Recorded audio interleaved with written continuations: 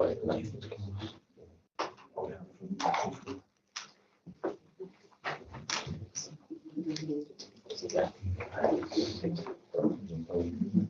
morning, everybody.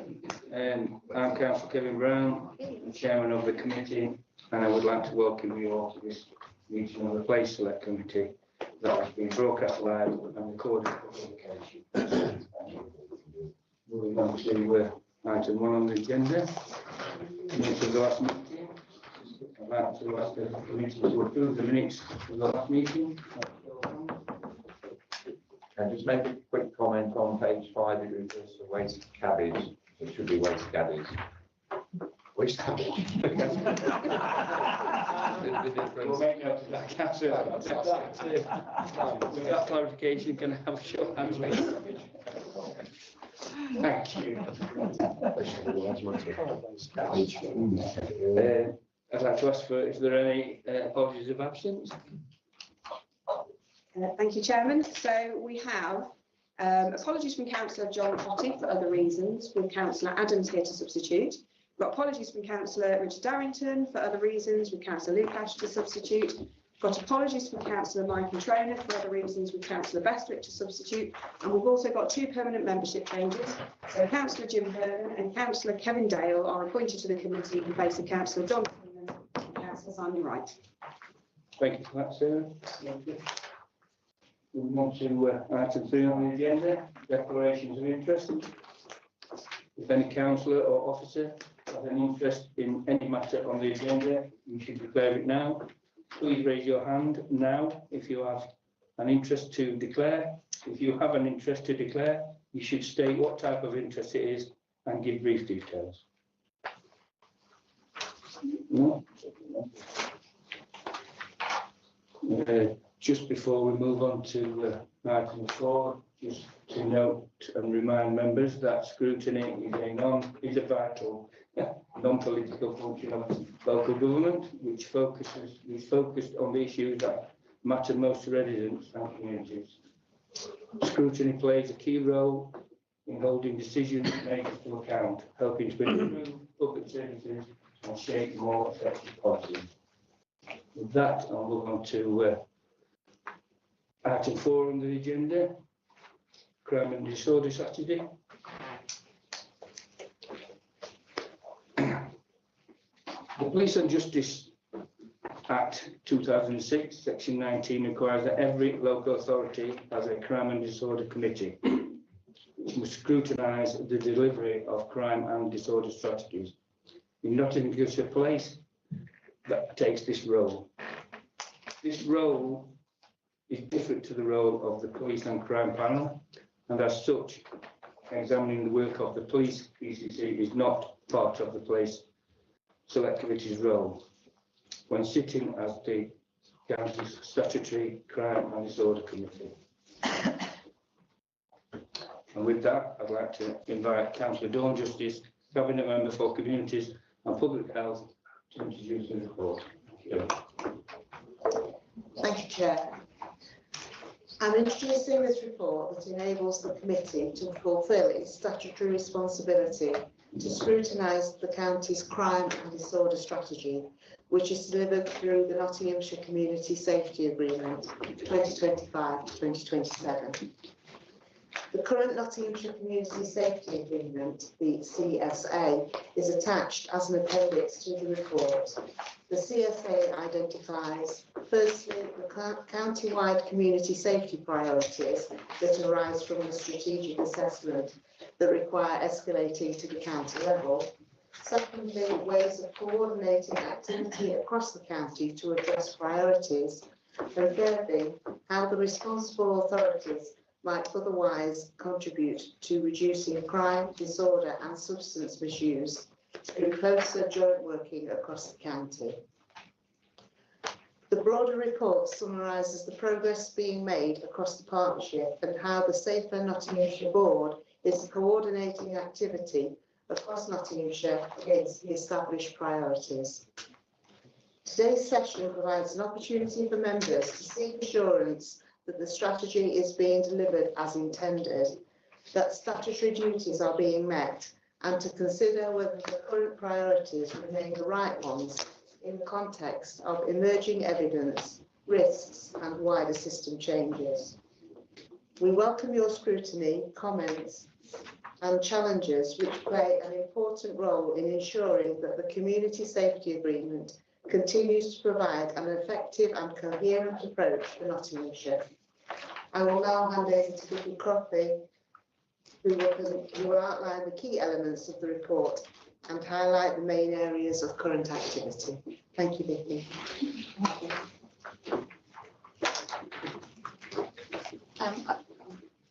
I'll whiz through these slides, thank you.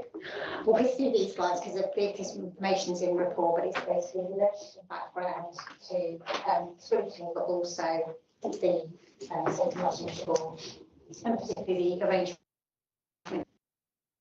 So some of you may be familiar with the community safety partnerships that exist in Mansfield and Ashfield, Newark and Bassetlaw, and then covering the south as well. We do a lot of work in localities, particularly around antisocial behaviour. So community safety we've got as an appendix. This is the process by which the priorities were chosen. So there's police and crime needs assessment. There's a range of information, and it's also got resident voices in there. That sets out what is what we look at as a county-wide priority. So there's lots of important issues, many of them that with in localities. The job of the Safety Nottinghamshire Board is to pick those priorities that are best led county-wide. So that's the kind of the process that's undertaken. So the Safety Nottinghamshire Board members look at where they can add value to any one of those issues. They look at the evidence base. They don't pick up issues that have already been dealt with well. They'll look at new and emerging issues, or issues where that extra scrutiny or extra attention will add value. So these are the priorities and the prospects and themes that were chosen for through that process for 2025 to 2027. And then the CSP priorities. And it was a deliberate decision to have antisocial behaviour. Obviously, that's an incredibly important issue to local residents. But it's felt to be dealt with in localities where, you know, policing teams work closely with district or council colleagues to tackle antisocial behaviour, but some of the underlying causes, like substance misuse, are dealt with at a county-wide level. So the role of the Safety Nottinghamshire Board is to coordinate at the strategic level across those priorities, and there's various delivery boards that take the lead for each of those issues, and they will have their own delivery plans, own performance management arrangements, and then that will get fed up to the Safety Nottinghamshire Board. So at each meeting, the Safety Nottinghamshire Board has its own delivery plan that picks out the key issues from each of those groups. And then there's a performance management program produced by the PCC. And then the Community Safety Partnership Board, the chairs and members of the Safety Nottinghamshire Board, so they'll always have an opportunity to raise any issues from localities that they're going to need to be dealt with at a county-wide level. So in terms of the progress, this is just some of the focus with the priorities and prospects and themes. So domestic abuse, really important on the county council. The Community Safety Partnerships are responsible for undertaking domestic homicide abuse, and it's important to get when the establish that learning and implement that learning. So there's a lot of tighten up processes around that. Serious violence duty. There's a plan for each district and borough area led by the district and borough council, and then the Safety Nottinghamshire Board oversees that from a county-wide perspective. So preventing terrorism agenda, the county council has a sensible role in that aspect of the county, the government's contest strategy, the counter-terrorism strategy. And there's a number of benchmarks that we have to meet, and the Home Office every year they look at whether we are meeting those benchmarks, and we are across the board, and we continue to as well. modern slavery, there's a lot of hidden harm within communities of modern slavery, and it takes lots of different aspects as financial exploitation, sexual exploitation. There's lots of really horrendous circumstances, as I say, mainly hidden. But the county council and for district borough councils and the city council and the police and crime commissioner fund a team that are based in the city, but they cover the whole of the city and county, and they work to raise awareness of what indicators there are for modern slavery, and then they work with the actual people themselves when they're found. And then fraud is one of the highest crime types, but still unreported. That's an area where we really want to encourage people to come forward, because sometimes people feel, and they absolutely shouldn't, but they do feel an embarrassment that they've fallen for these things. I'm sure we've all had the emails from this, that, and the other. I mean, they're so convincing. They need to. It's the shame isn't theirs. It's the offender. So there's a lot of communication happening to try and get people to identify what those frauds are, but also come forward if that does happen. Antisocial behaviour, as I've said, it's dealt with in localities, but there is the escalation with what's the board, and no one underestimates the impact of this on communities, so it is taken seriously. There's currently a review of the Safer Nottinghamshire board, because there's quite a crowded landscape that it operates in, so there's a lot of boards that have been set up, whether it's the statutory function or there's funding.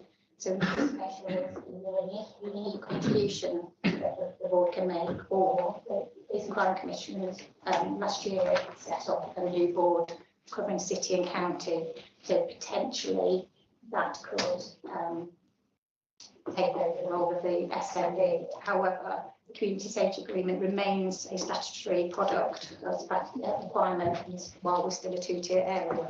So what the delivery mechanism is for that is scrutiny, and the focus on ensuring that's delivered will remain. The decisions are going to be made next month.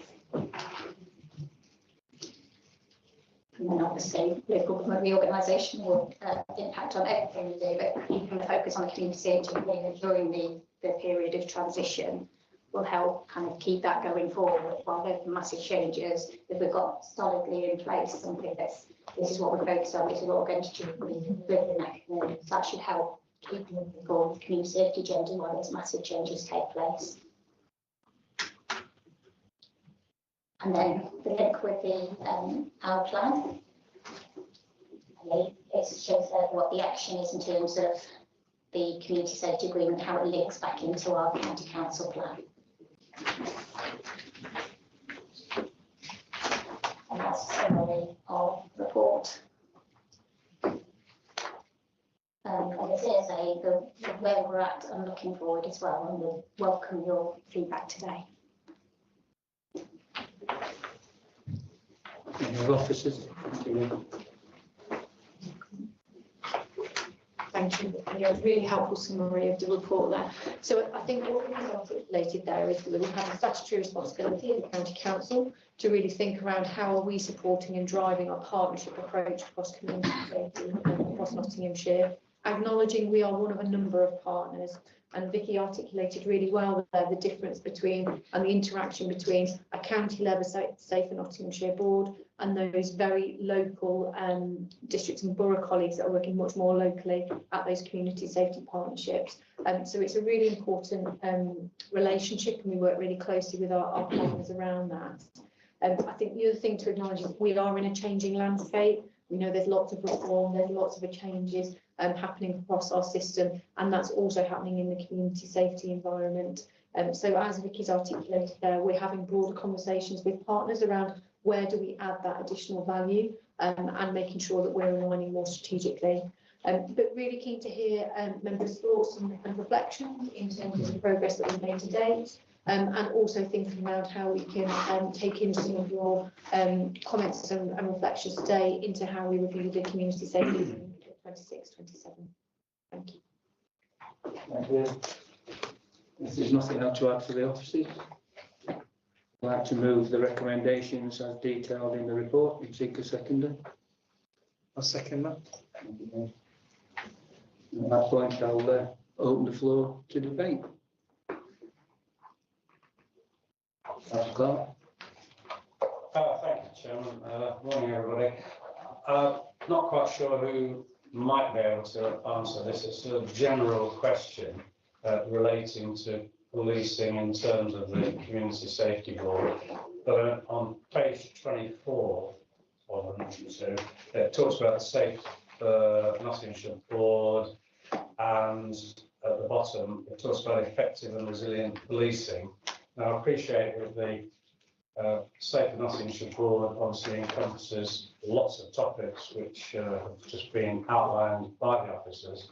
I just wondered if they ever look at and ask questions about policing in terms of what I've got in mind.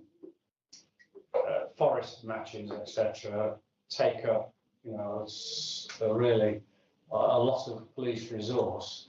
And I just wonder if the board, as Safe Nottinghamshire Board, ever question, well, when policing is taken up, looking after the forest matches and any other football matches, which are focused, very intensely focused areas, does that mean that other parts of policing are then basically, well, not forgotten, but perhaps don't receive the resources, the amount of resources that they should be receiving? So I suppose it's just a question about shifting policing resources and still being able to deliver all the other agenda items or priorities of the Safe Nottinghamshire Board.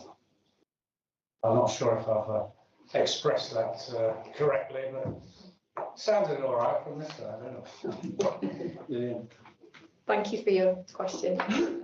So in terms of the Safe Nottinghamshire Board, it is a partnership, so it is not about scrutinising partners' delivery. What we would do is have conversations around how partners wrap around a particular issue. So we would definitely have conversations, and the police are a really important and active partner within the Safe Nottinghamshire Board. When it comes to specific conversations around effective and resilient policing, obviously that's within the Police and Crime Commissioner's remit, and as Vicky, as I think the Chair articulated, there is a police and crime panel which will do the scrutiny of the police force. So we wouldn't do that as part of the Safe Nottinghamshire Board. Absolutely, if we felt that there was a particular area or issue that we needed to cover on a county basis, we would absolutely be working with the police around how they build and they link with us. In terms of the specific query around football matches, there are safety advisory groups which the police will be part of, and the County Council has a specific role around safety at sports grounds, where we hold a certificate to make sure that what the way that the sports ground is working is safe.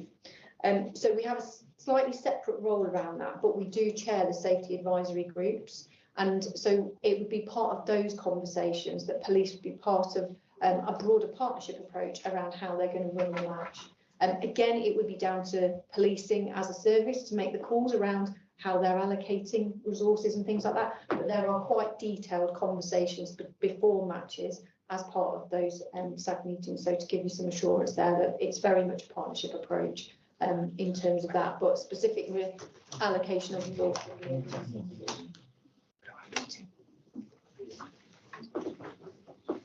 Thank you. I've just got a question along the lines of what's been brought to effective policing. What measures are providing most effective in addressing antisocial behaviour, and what enforcement tools are the most effective when it comes to antisocial behaviour?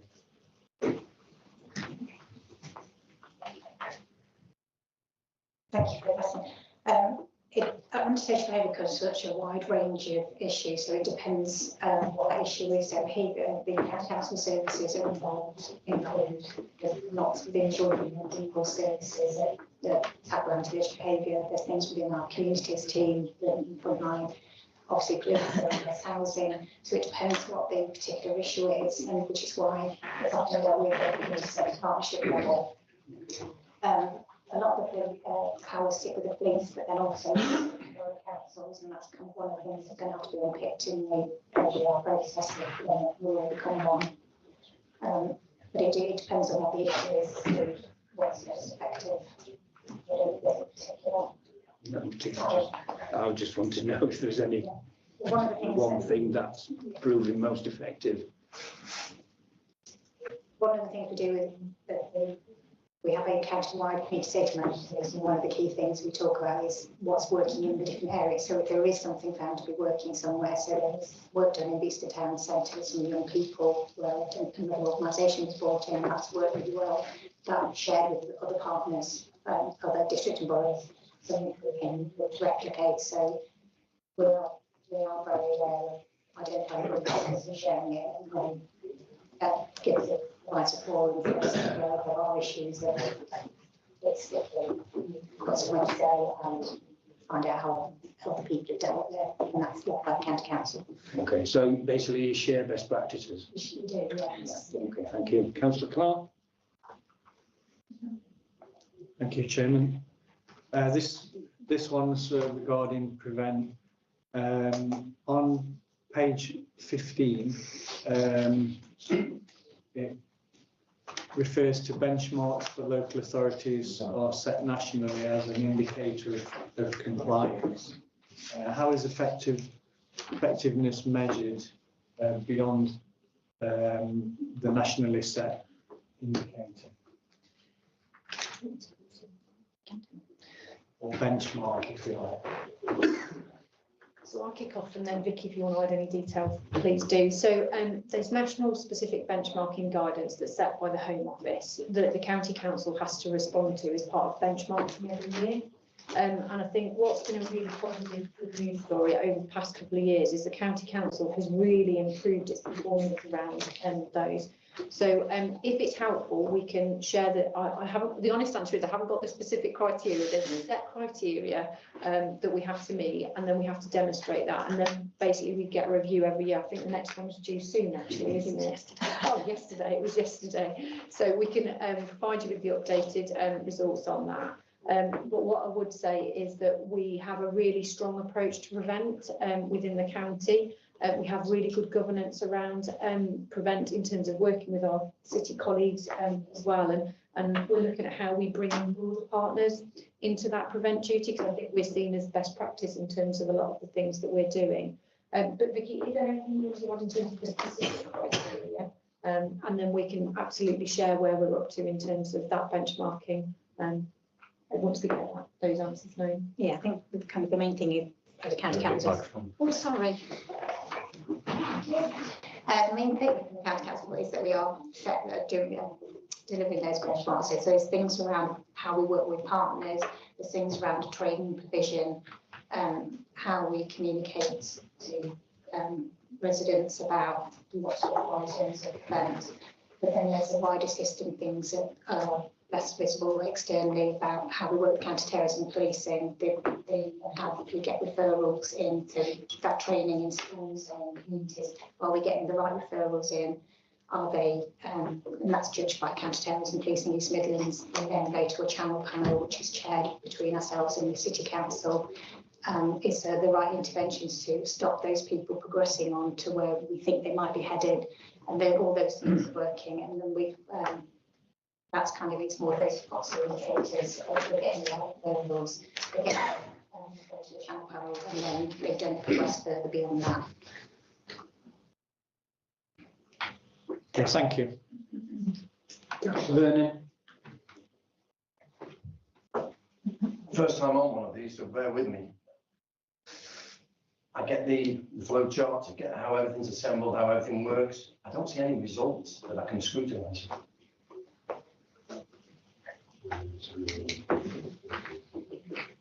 Liv?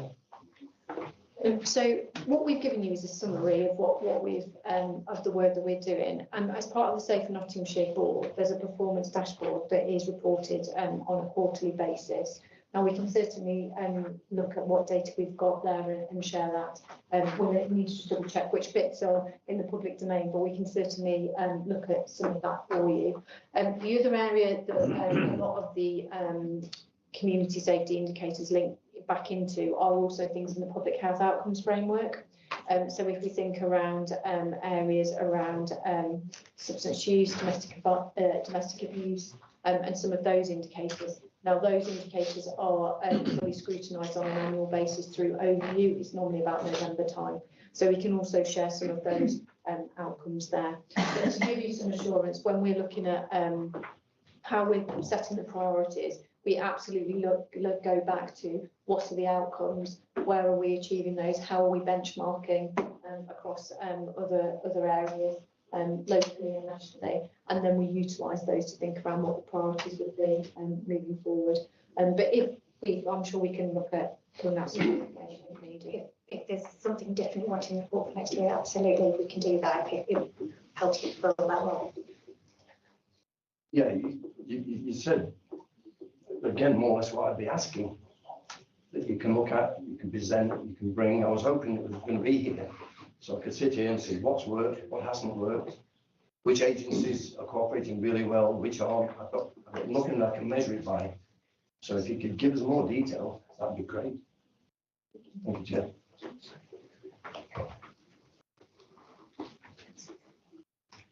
Councillor Clooney. Hi there, thank you for the report.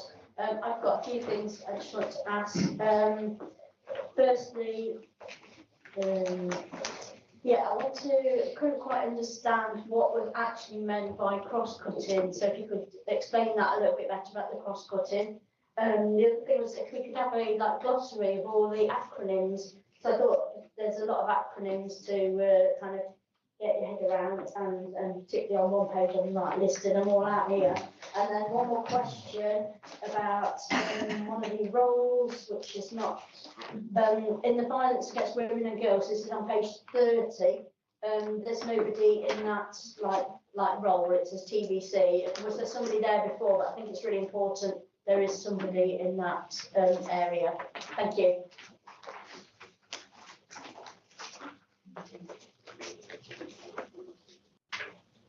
Thank you for your really helpful inputs there, and we can absolutely take some of these comments back to how we strengthen the report for next year.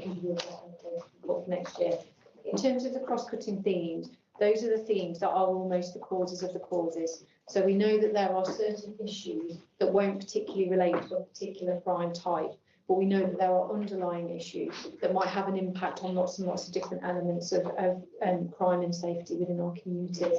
And so those are the areas that we tend to pick on in terms of those cross-cutting themes. In terms of acronyms, we can absolutely send those out to you afterwards. Again, if there's any further questions, we're very happy to take those offline if that's helpful. So apologies for not having those within the report, and we can strengthen that for next year. And then in terms of violence against women and girls, apologies, let me just find where we're looking at. Vicky, I don't know if you can add to that one around have we got a dedicated lead now for violence against women and girls? I know that's led by the Police and Crime Commissioner, isn't it? But I'll let you. We're waiting for the Police and Crime Commission to come back to us and see who we can help. Thanks. Okay, thanks.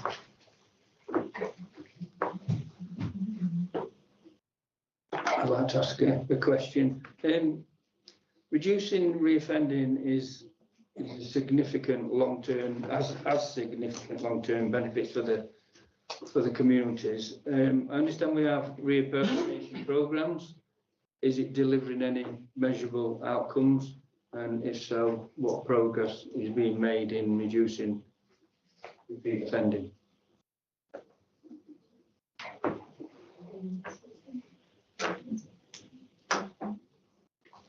So there's a range of different strategies that we work on in terms of reducing the and there's lots that we need to think around in terms of the partners who have particular roles in terms of when people come out of prison and then how we rehabilitate them back into our communities. We need to get some, we can look around the data in terms of how we're doing around that, because we do know that if somebody does have a crime, then they are at risk of repeat offending, which is why there's a lot of work that's done around that. And what I would say that we're really trying to move the Safer Nottinghamshire Board into, though, is more of an approach around the building blocks of health and wellbeing. And many people will have heard me talk about this a lot, because we know that it's actually the factors that wrap around our lives in terms of how we are born, work, live and grow, that actually have a really big significant impact on our health and well-being, but also around the opportunities that we have that might lead us into a path around crime and safety outcomes. So in terms of things like reoffending, we would want to be working with partners to make sure that when people come out of prison, that they have a safe home, that they have ambition and opportunity for them to work towards, because we know if we have those factors in place, then they are less at risk to want to go back into crime in the future. So we're trying to do a lot more work with the board around how we align some of those pieces of work with the Health and Wellbeing Board priorities, and you'll see some of that in terms of the broader review. But in terms of some of the specifics that some of our partners can do, maybe provide a bit more detail on those, because I wouldn't want to give you information that I'm not 100% sure on, if that's okay. Thank you for that. Councillor Bingham. Just a couple of general observations, really. We started out talking about football, policing, resources. It's a lot better now than it was in the 1970s, where it was so dangerous. I thought to stay safe. But it is, it's a serious matter. There's a lot of. I noticed I was here last Saturday and other days when there's been massive police presence, but we can't control that. We can only control certain things. I welcome the report and the work that this team and you guys are doing. But it is overall, in terms of societal behaviour, it's not something, it's something that's grown worse over years. And I don't trust the crime statistics. I do believe that in zero tolerance, or at least some form of discipline, rather than the behaviour, if you like, of society ever since Tony Blair brought in the ECHR and other legal changes. So I think we've got to recognise that there are only certain things we can control, and we're doing as much as we can. So I'm grateful to the members and officers for the work that is being done. We'll only be able to change it once we're in government. Thank you for those comments. Councillor Bingham. Councillor Clooney. Oh, there we go. Sorry, excuse me, Chair, but as Councillor Bingham's here as a member, he shouldn't be addressing this committee on other issues. I'm sorry. Especially when I'm not sure that was actually a question. I don't know. I think it was just a comment. I said observations. Yes, yeah, exactly. But I don't believe Councillor Bingham should be addressing this committee. I stand corrected. I take your comments on board, Councillor Clooney. Councillor Adams. Yeah, also, screening committees are meant to be non-political as well, and pumping some more likes on the Facebook for a change in government, I don't think it's appropriate either. Thank you. Thank you, Councillor Adams. Any more comments?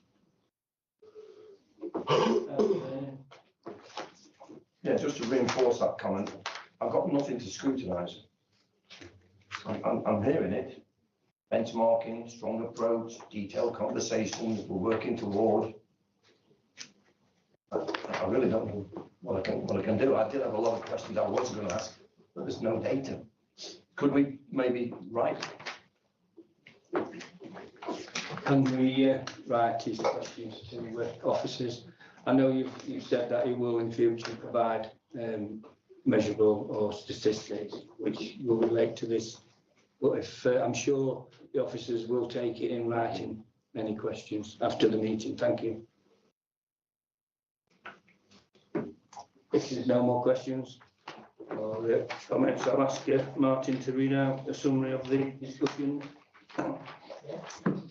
and to add details that have arisen. Yeah, thank you very much, members, for your conversation. So just a few things that I've captured during that discussion. So the information on prevent benchmarking is shared with members of the committee. Secondly, that the public available performance information regarding the safe and Nottinghamshire is circulated to members.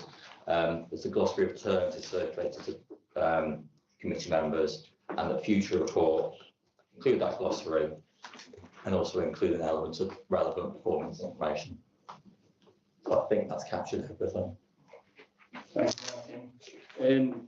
Just before I take the vote, I think all members can recognise that tackling crime and disorder across Nottinghamshire is a complex challenge, which requires strong partnership, working with local authorities, the police, health services, the voluntary sector and other key industries. The committee welcomes the continued collaboration approach which underpins the delivery of this strategy. And with that, I'd like to take it to the vote. Thank you. Gary?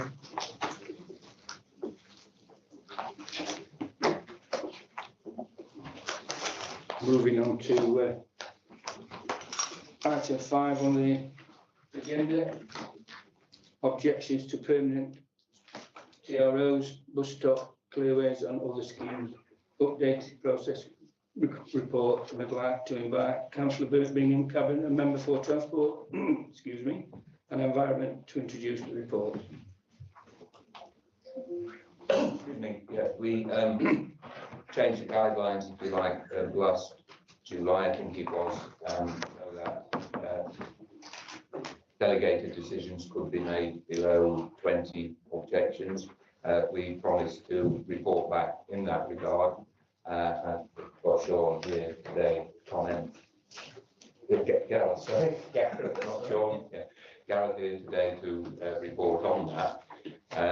From what I've seen in some terms of the reporting back, there's been very low level of objections to the changes that have been made, and Gareth will report on that in detail. Thank you. Thank you, Councillor. The report really examines, as Councillor Bingham says, the impact of changes introduced on the 8th of July last year as to how the authority considers objections to what are relatively small-scale traffic management schemes. The previous policy applied delegation line to traffic regulation orders and bus stop clearways. So it was extended and aligned to include any objections to pedestrian crossings and to traffic calming schemes. I mean, generally, with these small-scale traffic management improvements, the vast majority of traffic regulation orders, parking restrictions and the like, we do put in pedestrian crossings and traffic calming schemes, but very small numbers compared to traffic regulation orders. The threshold for member consideration was raised from the previous 3 or more to 20 or more in the same report. In this report here, that the request of place select considers what that impact has been over the first 6 months. There are caveats within that 20. If the local members object to any proposals within there, then it will get referred to the cabinet member for consideration, or emergency services for the coastal operators and the like.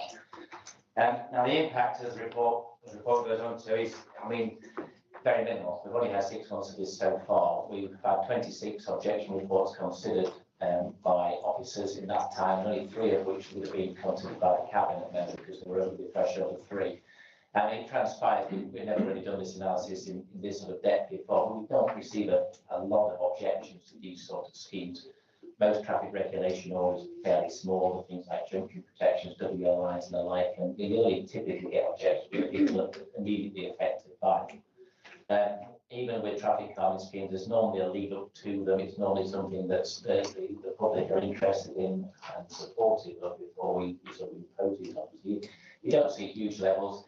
And I think of the 3 that were considered by the head of highways that would have gone to the cabinet member, the objection level of 5, 5 and 4.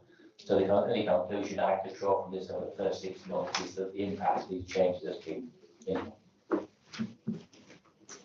Thank you. Do officers have anything further to add? If that's the case, I'd like to move the recommendations as set out in the report. I second it. Thank you, Councillor. And that's open the floor to debate. Councillor Adams. Thank you, Chairman. Mr. Johnson, I wonder, have we had many of these logged where there's been less houses than the minimum 20 to facilitate. I just wondered when we talked about moving to a number specifically, i.e. 20 rather than 3, would we have been maybe better to have looked at a percentage instead of a physical number? So that if we do have a street that does contain, let's say, only 10 houses or 15 houses or 19 houses or whatever, and doesn't quite meet that initial agreement, that none of the circumstances that are quoted here for caveats as to why are met, would it have been simpler in many ways to create a percentage situation so that we ensure that those people who live on smaller streets with less properties would be accounted for as well? Thank you. Thank you, Councillor Adams. The Road Traffic Regulation Act is which you won't be able to abide by, and basically when you advertise a traffic regulation or the like, anyone can object to it anywhere. So whilst I take your point that typically it's the people directly affected, I think if you had a policy that related, that drew it down into that specific demographic, you wouldn't be meeting the requirements of the legislation, which is effective for anybody anywhere in the world, however ridiculous that might seem, in writing an objection, and that objection doesn't necessarily have to have any great relevance to the thing in the first place. John, can I come back? Yeah, just in terms of the fact that it's this specific one, in terms of being escalated to a cabinet member, though, is more my point, rather than not being able to object or to object. It's just that would they get that same, they wouldn't have that same ability to have their issue escalated to a cabinet member, because this is purely pretty much an internal process, isn't it, in order to help, I imagine, move things on a little bit. Because I know these things can be delayed, I'm fully aware of that. I know we've had many pastors on this stuff can take to get through for what is generally, a lot of the time, pretty opposed, like you rightly said. You know, I know that. But I have had one very recently in my own area, which has been quite heavily opposed. In the case of this one, I had 40 plus, so it would have immediately met it. But I did have some consideration, a little road around the corner called Langham Drive, which has about 10 houses on it. And I felt that if they were in that same situation, how would they get that same cabinet member view in that escalation process if they didn't meet the minimum 10? Thank you. I think in those circumstances, if it's a small development, and of course you are aware of it as the local member, the thing to do would be to apply the caveat under paragraph 7, and then you raise an objection together with those residents, which would then trigger the cabinet member having to go to the report. Yeah, fortunately, I didn't see it. So there's a scenario whereby a small number of people, less than 20, that you do know about, that, yeah, I mean, I suppose there is a scenario that could happen, but generally speaking, I'm sure you're on your brief and you're aware of what's happening in your constituent area. Thank you very much indeed. Do we have any more questions? Councillor Clooney? Sorry, the microphone here, there we go. Yeah, just a quick question about why this change came about. What was it that drove the change to effectively put more decisions on the officers without the cabinet member being involved? Thank you. Thank you, Councillor. I mean, Councillor Adams nailed it really. I mean, it's basically about efficiencies. Okay. The cabinet member meets fortnightly, and of course you have to book things in advance, and it just slows the process down. From what it's smelling, as I said at the start, it's fairly small stuff, but internally, I mean, the head of highways would be considering it. The vast majority of the reports are written by me to the head of highways, so that can happen pretty quickly by email internally, so we can consider it and move things on quickly, which I would imagine most of the members would be supportive of that.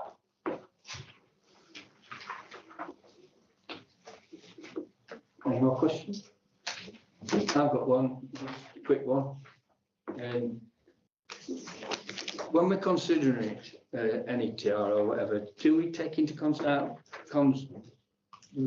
account if there's any disabled or elderly people on the street that it might impair?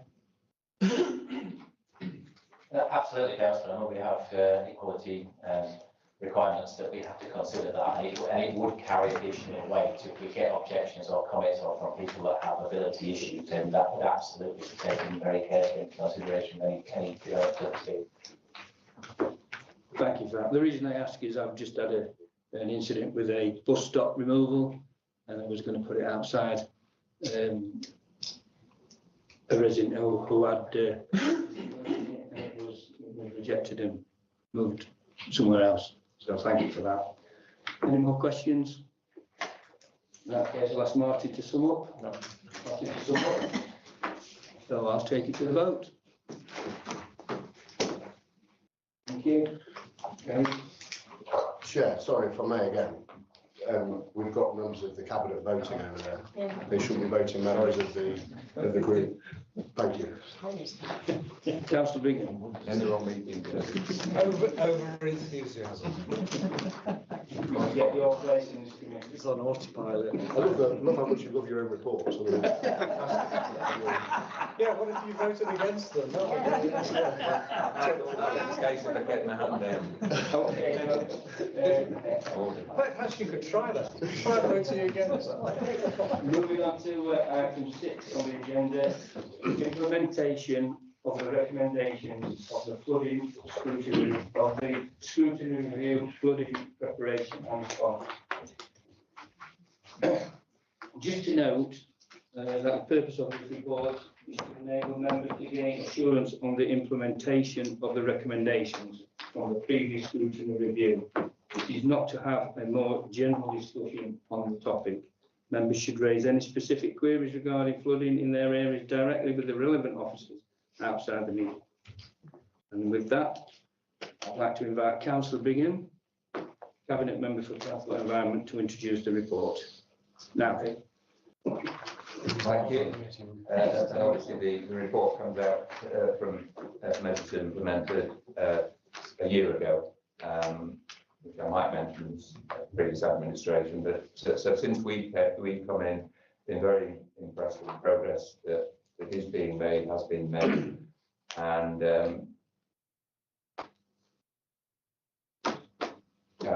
would recommend the sorry. I'm not having a good morning, am I? My brain's getting a problem. Yeah, I will do. Yeah, I'll hand over to Sue Jakes, but I'd like to say that I've been involved in many areas and been very impressed with the work we've been doing in progressing our resilience, our flood resilience in the county. Thank you. So, Sue. I don't think I've had very much else to add. I think the purpose of this report coming to this committee is for you to ask us any questions that you might have. This is a report on the actions that were undertaken following the scrutiny review and the call to action for something to be brought to the floor, which I think we've now concluded. Thank you. Do I any officers anything further to add? In that case, I'd like to move the recommendations as detailed in the report and seek a seconder. I'll second that. Thank you, Mark. And I open the floor up for debate. Councillor Clark, sorry. Yes, you're sitting in a very awkward. I know, I can't. Chair, nobody can see you. Yeah, just got, well, 3 quick comments and then 3 questions. Just wanted to start by commending Sue Jakes and her flood team. Fantastic work that they do. Obviously, I'm thinking primarily sort of a couple of years ago. I can't remember. I've lost track of when it actually was now, but anyway, you know what I mean. Babette and Hank and what have you. The team do a brilliant job trying to look after our residents around the county, trying to prevent flooding as much as possible. So all power to their elbow, and please continue that fabulous work. And actually, perhaps if Councillor Bingham ever wants any advice on should any of those events occur again, I can give him some advice on starting TV and radio interviews from 6 o'clock in the morning till 10 o'clock at night for 3 days running, and that's in between going out into the communities with the wellies on and helping as well. So it's very interesting. The volunteers are in the table. or tables of recommendations, the volunteers are referred to, and they form an incredibly important part of all the operations, and that obviously includes the flood signage wardens as well. So without those volunteers, things would be considerably worse, because obviously Sue Yates's staff or operatives or etc. They can't be everywhere when there's floods all over the county. So that's where the volunteers really do come to the fore. In terms of questions, I've got three. The page 42 relates to the paving over gardens and verges, etc. And I suppose that's in relation. I'm thinking in terms of where residents start paving over their front gardens, because people have got more cars, there's greater car ownership now, and the household, when the houses were built, maybe you only had one car, but now you've got 2, 3, or even in some cases more cars. So they pave over, and at the time of first planning approval, then usually a new housing development, actually there are conditions that say that the paved area should be porous. But of course, there's then no ongoing enforcement in 10 years' time or whatever, when somebody says, oh, I think I'm going to concrete this over now. So I appreciate this is a planning function and planning conditions, but so I suppose the question relates to how could there be more liaison with the planning authorities, although that might be short-lived, depending on whether government reorganisation happens, in which case it becomes everybody's problem. But I suppose it's just how can there be greater liaison with the planning authorities to try and prevent non-porous surfacing of front garden areas or grass verges or whatever, to try and keep the soaking up or the absorption of water as much as possible. The other one relates to the other two, page 44, riparian, and I fully appreciate, yes, letters have been going out to riparian owners. It's an open-ended question really as to what else can be done to try and put more pressure on riparian owners, because they receive these letters, and normally with farmers, eventually they come along and they dig the ditches out in front of the hedges, etc. But there are lots of more urbanised or semi-urbanised roads where there are houses that front onto a road which has got a drainage ditch running down the back of the pavement, which is completely filled in with detritus, vegetation, etc., and causes flooding onto the highway. But it's a riparian responsibility. So I just wondered whether Sue Jakes would be able to comment on what sort of, are there any other pressures that could be brought to bear on riparian owners to, shall we say, do their bit to try and limit flooding? And the final one is on page 46, where Cabinet member is to write to the Nottinghamshire Police Partners regarding enforcement action of bow waves, and that's a hell of a problem in some flooded areas, certainly in a couple of my villages where there's been serious flooding, and then you get these arrogant people in the big tanks who come along and say, I don't need to slow down, I can get through there, but they don't realise that they create a tsunami that then goes up people's front garden paths and then smashes into the front doors, etc. So I don't know what could be done, but is there anything, firstly, has there been any response to that letter from the Cabinet member?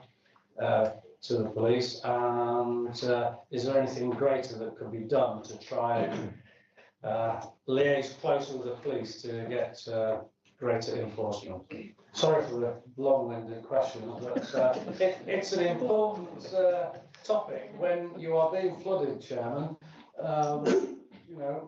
You need to know these things. Thank you, Councillor. I think on the barways, we went to a flood signage thing the other day, and I'm sure wardens now they can report it. Is that all right, Sue, before we carry on? Thank you, Councillor Clark, for your questions. I'll pass those on to the team. They'll really appreciate that. And yes, the volunteers do an exceptional job in really, really difficult circumstances. So I'll just take these in order. So permeable paving, absolutely support the desire for there to be more permeable paving and less hard surfacing. We are a statutory consultee on planning. We are bound by legislation on the areas that we can comment on in terms of planning. The provision of paving over a drive sits with the local planning authority. However, we would offer as much support as we can and when we can to those authorities to say that we would be in more support of permeable surfaces. Riparian ownership, we've got a little bit tougher over the last year, so you're absolutely right. We wrote to people, we visited folks, and we talked to them about their responsibilities. And I think we're very mindful that for some people being a riparian owner is something that they're not aware of. So we still adopt that approach. We still go and visit people. We have a critical asset register, and some of those areas where we know there are problems with riparian owners are on our critical asset inspections, and they get inspected regularly. We have moved to enforcement in some cases, and we have been successful on all those enforcements. I think there have been 6 over the last year where we've talked to landowners and the work's not been done, and we give them a 2-month window to do that work. And then our colleagues in fire quite often go and undertake that work, and those services are charged to the individual responsible for riparian ownership. So what I say to members, if you have issues that you see on the ground where you see riparian ownership being difficult and something that you'd like us to look at, please let me know, and we can move forward on that. Bow waves, really, really difficult. They cause flooding to homes that shouldn't happen by drivers being really, really inconsiderate.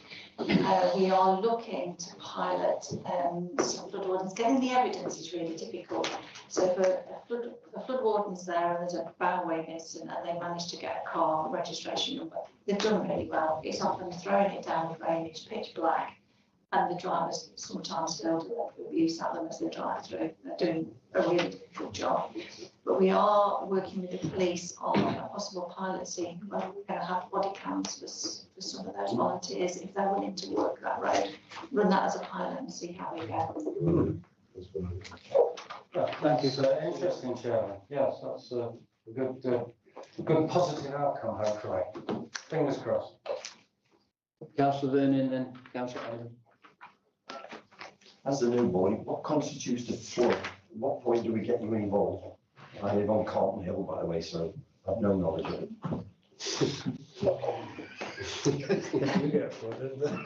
We need those off, I think, if you kind of got flooded up there. So our call to action will be primarily our responsibilities, properties that are internally flooded. They're properties that are of most concern to us. So well, we know that we've got a flood event coming, so it is a river event. We get a bit of warning, and we'll work with the agencies and colleagues to get ready for that flood event.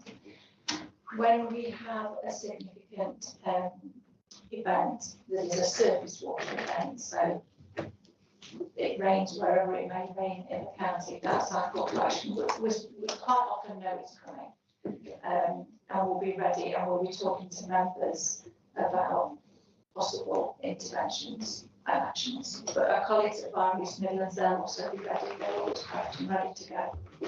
Thank you. Councillor Adam? Thank you. Yeah, just to, I mean, obviously echo Councillor Clark's comments about team. I mean, we've been through some quite rough times down in Cotton's. Collick had its first flood in 100 years, and you know, during that period with Babbitt and Henkin, the response from the team was incredible, and the fact that many people were working absolutely ridiculous hours, constantly feeding back and constantly giving us updates on the priority of what's happening and where we were was invaluable as a local councillor. And you know, I like to drive around when the rain. It's funny how you start to get like a bit of a, you sort of know when you. I didn't know this before because I used to live on a hill like Council of Vernon, so I had no concept of flooding whatsoever until I moved into. Well, I'm from Zone 3 where I am, but we're right next to Trent, and you know, so we become aware of it, and you do know when the rain is going heavy enough, and you do know when the ground has been sodden enough. Yes, if we have a heavy storm like a Henk or a Babbitt, we know what's coming, you know, and I know sort of the key areas to go and check. But what I found really, really fantastic over the past 2 years has been the work that I know Josh specifically has been doing in Burton Joyce, and he's been retracing via a lot of these old culverts that have either been blocked up by cement building, like Councillor Clark was saying, building works over the years. And this has led to years and years of these people's gardens flooding. So, it happens every time it rains now. It's not sort of like it takes an intense event. So it's not just sort of the immediate response work that I'm really grateful for that the flood team do, but also that ongoing work to try and resolve these problems long term. The upper catchment works we have done at Burton Joyce working with the Trent River Trust has solved a 10, 20-year problem of flooding in Burton Joyce every time it rained. And that's gone. They've solved it. You know, it doesn't happen. Even when we've had the heaviest of rainfalls, we've not seen the return to that.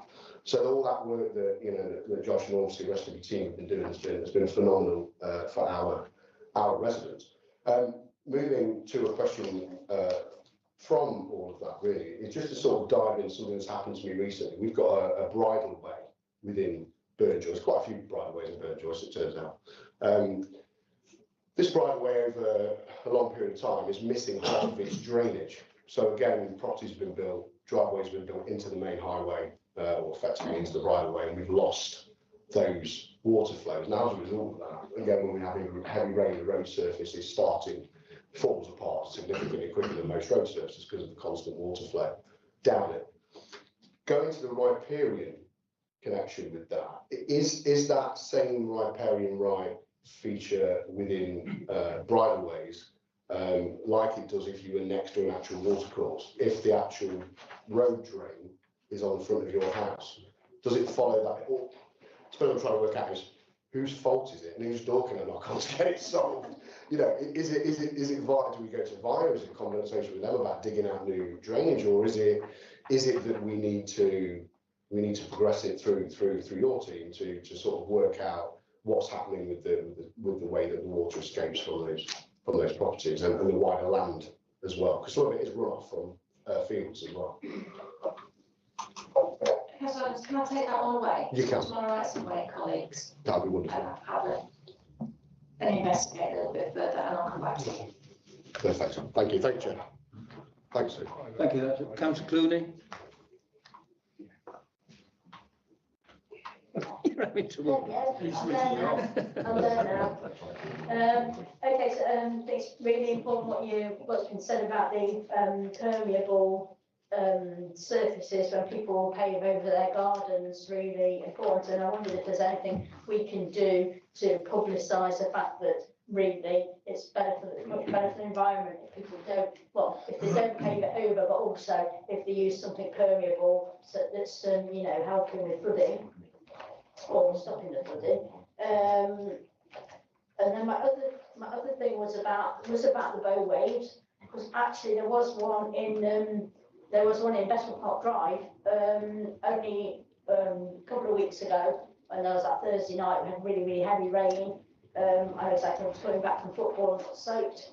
So I was really, really hungry, and that's partly why I didn't see it on the Armagh Community Group Facebook thing that somebody was getting flooded on Bessel Park Drive. Luckily, the MP picked it up with the county council. But in an area like that, because as like Carlton West, where Armagh South, we don't have a lot of low-lying land. We have some, but we don't have a lot of low-lying land, and it's very hilly as well. So we don't really have flood wardens and things like that. So obviously we wouldn't have a flood warden that could have gone and told people to stop working there. So I don't know, do you have like a float, a roving flood warden, or what's the, could we have something in place to help with that? I mean, I guess potentially. For volunteers. Potentially it could be ourselves, although I was not available at that particular time, but even so, yeah, potentially, is that the answer? I wonder. Thank you.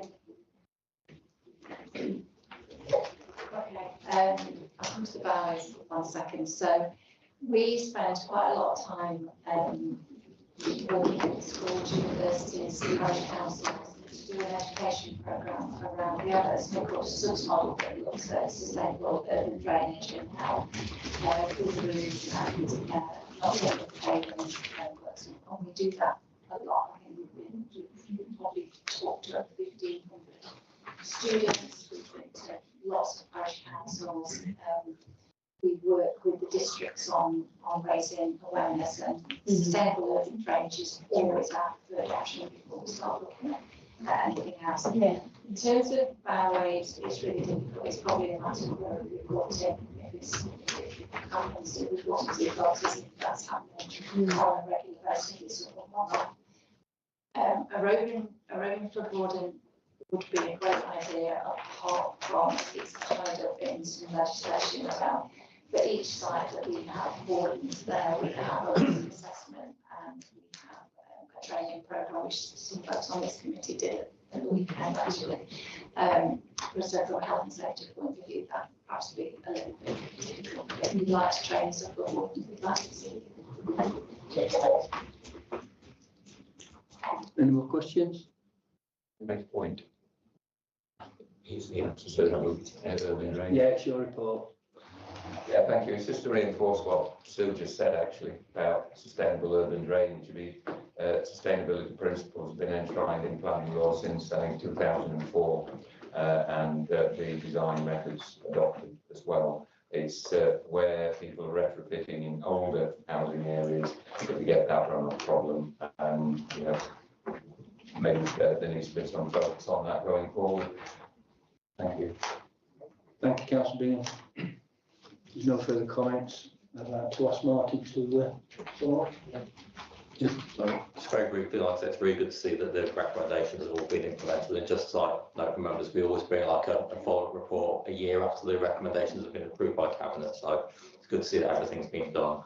I think it's just the only thing really cool like that is like that all members, not just place select committee members, really try and encourage residents in all areas to become flood wardens. As Councillor Queen said, if you live in a hilly area, it's not perhaps a priority, but she noted that it might be a benefit. So I think if all members can do that, and obviously speak to Sue and her team if you want more information about how to do that. Thank you, Martin. Before I take the vote, I think it's, I'd just like to say it's encouraging to note the progress that's been made since the committee's recommendations first considered. I'd like to recognise the significant progress made in strengthening community resilience with the expansion of the community flood signage scheme, which now involves more than 650 volunteers across 52 schemes, and represents a substantial step forward and demonstrates the value of community engagement in helping to manage flood risk locally. And with that, I'd like to take it to the vote. And that's carried. Thank you.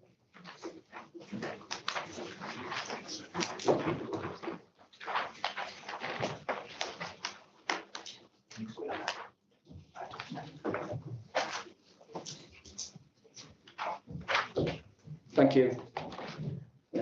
Moving on to item 7 on the agenda, future delivery of the local communities fund and Crisis Resilient Fund. And I'd like to invite Councillor Dunn, Justice, Cabinet Member for Communities and Public Health to introduce the report. Thank you, Chair. I'm pleased to present this report today, which sets out the delivery frameworks for both the newly established Crisis and Resilience Fund, the CRF, and the existing Local Communities Fund, the LCF. The government announced its intention to create a 3-year Crisis and Resilience Fund aimed at low-income households who find themselves in immediate financial crisis.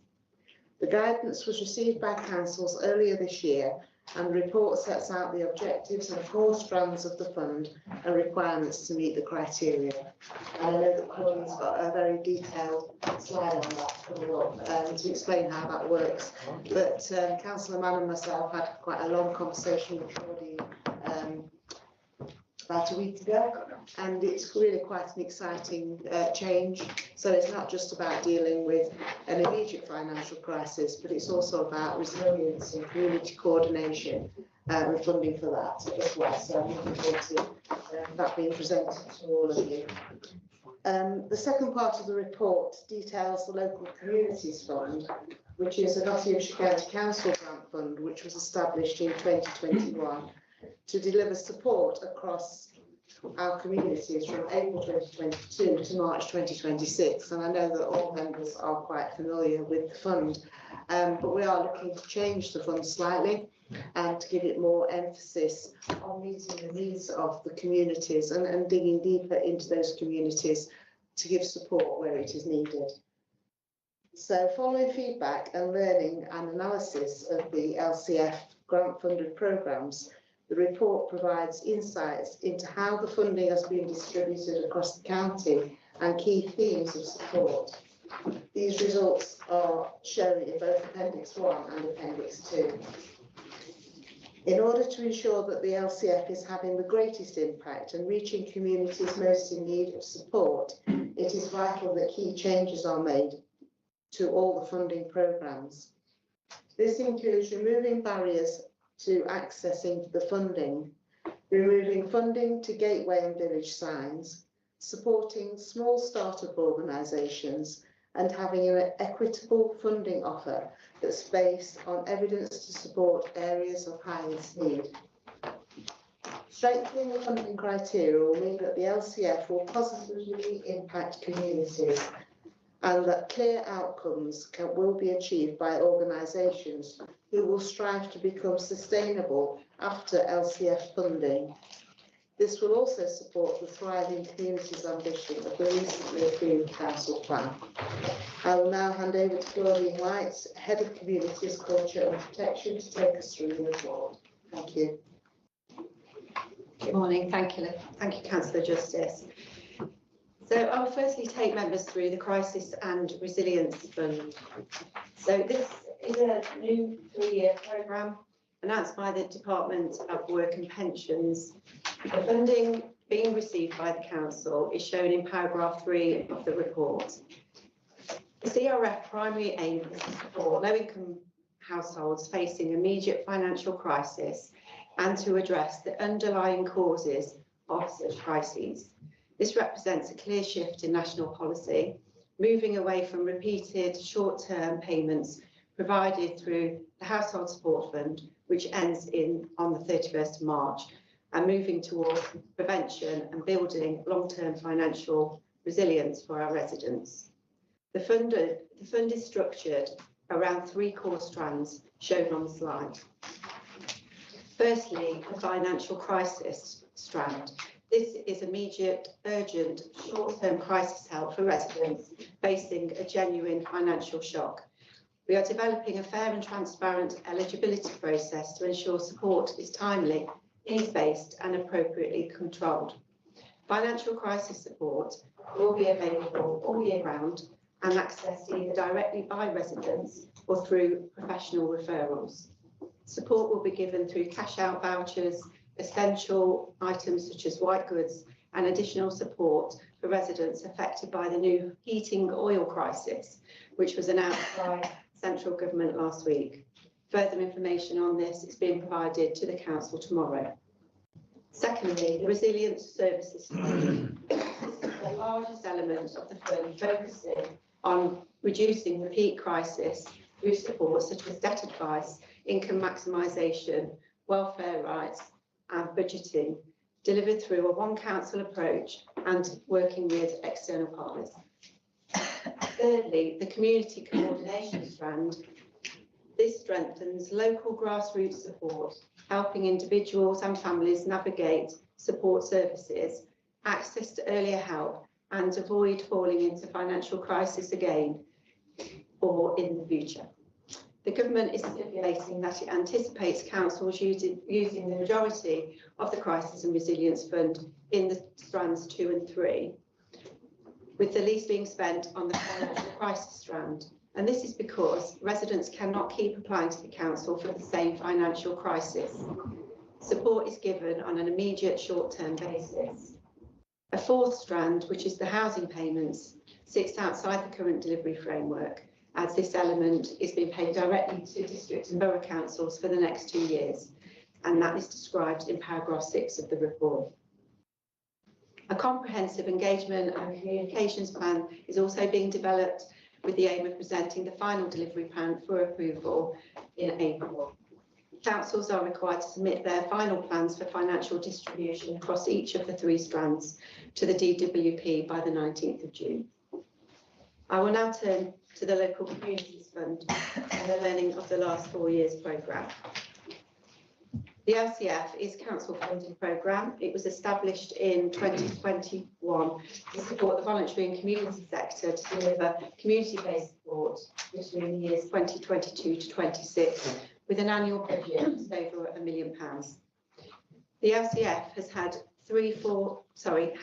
4 key programmes as shown on the slide: large revenue, small revenue, capital and talented athletes. Paragraphs 15 and 16 of the report describes in detail each of these programmes and the funding allocation provided over the last 4 years. A recent review of all the programmes has taken place, and the outcomes of this review can be found in the appendices of the report. The LCF has delivered significant community benefit over the last 4 years, with key themes emerging, most notably support for young people, tackling loneliness, information and advice, and improvements to community buildings and outdoor spaces. However, the review has also highlighted some key challenges, including the sustainability for organisations after the funding ends, repeated or duplicate applications, barriers for new or smaller organisations, as well as uneven distribution of the funding across the county. A key aspect of all programmes is the application criteria, which has not changed since 2021. And future LCF funding will need to ensure the criteria is clearly focused on communities of greatest need, strengthening financial resilience and support to the third sector, aligning with the ambitions of the Thriving Communities programme and the council plan. In response to the review and the issues raised, it is proposed to strengthen the Local Communities Fund criteria so that investment is more clearly targeted to areas where the building blocks of health and well-being are weakest, and where we can demonstrate the greatest impact of health inequalities.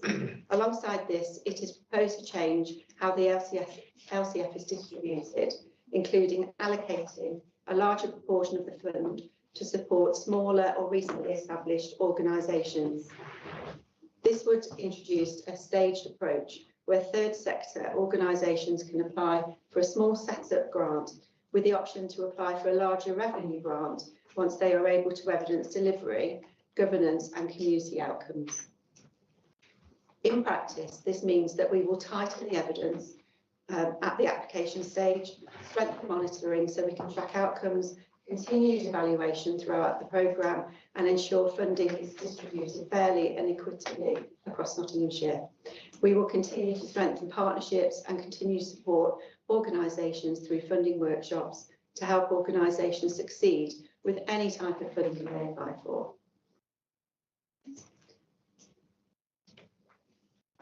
This slide sets out the key changes members are being asked to consider, and these are most a more equitable distribution of the LCF funding across the county using data and local insight, strengthening the application criteria, a stage startup and scale-up approach to support smaller organisations, and finally, removing funding for items such as village and gateway signs so that investment is focused on community resilience and social outcomes.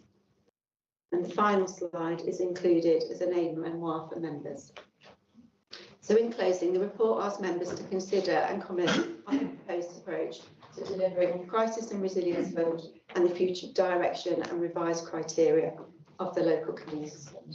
Thank you. Thank you.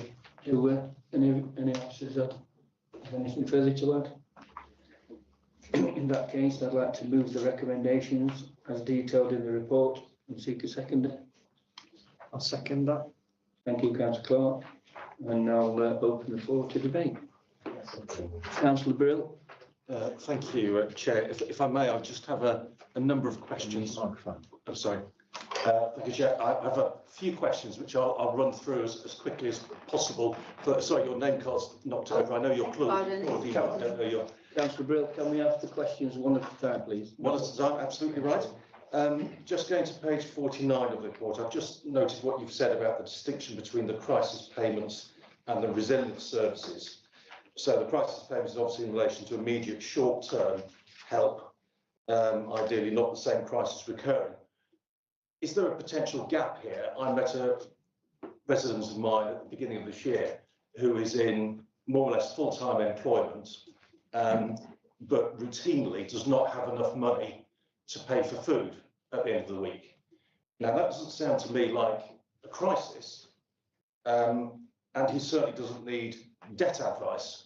So my first question is, where does that person fit in relation to the Crisis and Resilience Fund?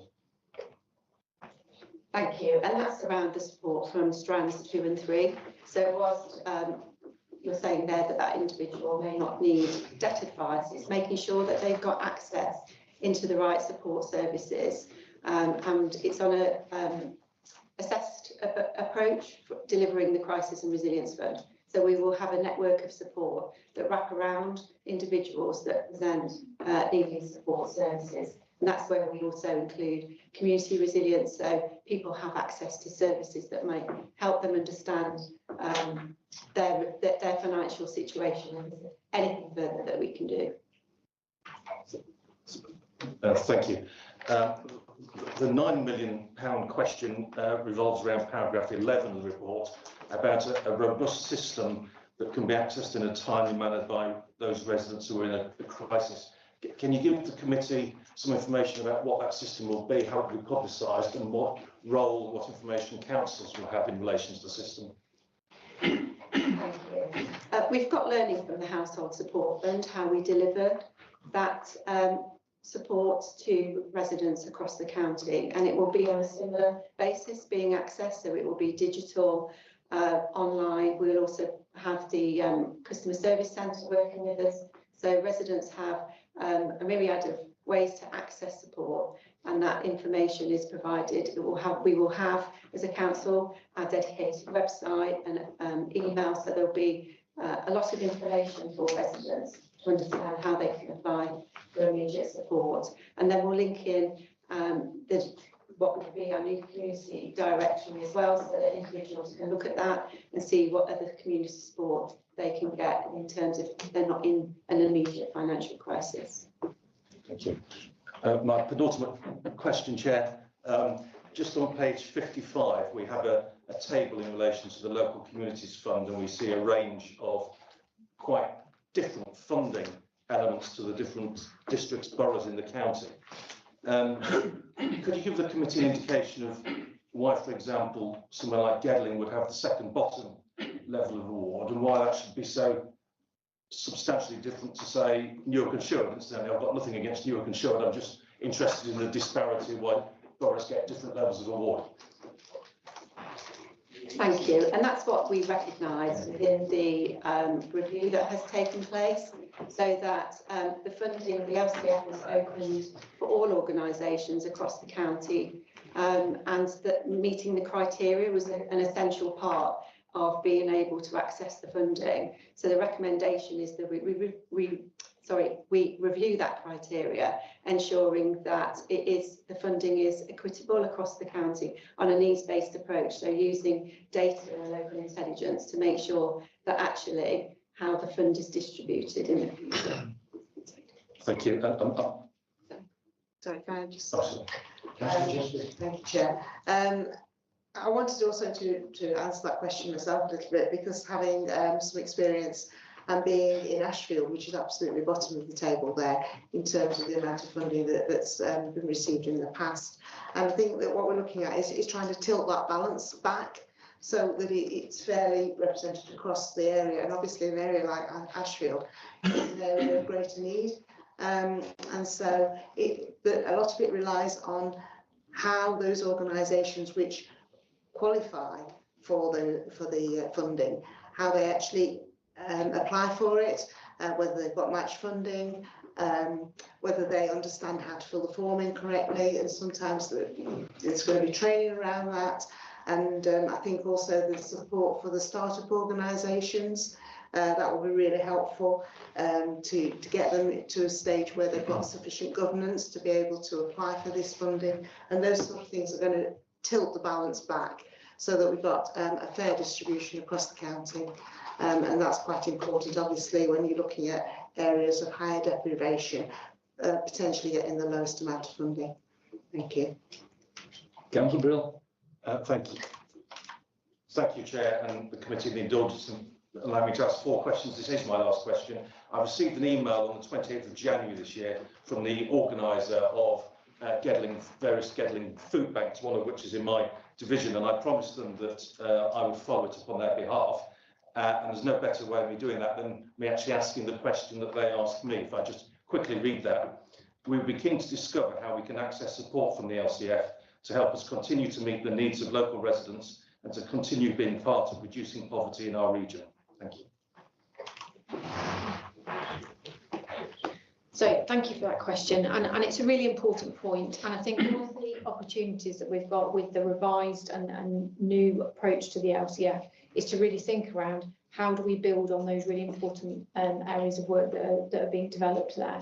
So as you'll see in the slide deck, there's a range of criteria that was in the slides that allows us to be a bit more specific around some of the outcomes that we want to be generating. And we know that food poverty is a really important issue in the county. And I think the LCF will allow us to consider how we lean in and use the LCF in a slightly different way to meet some of those needs.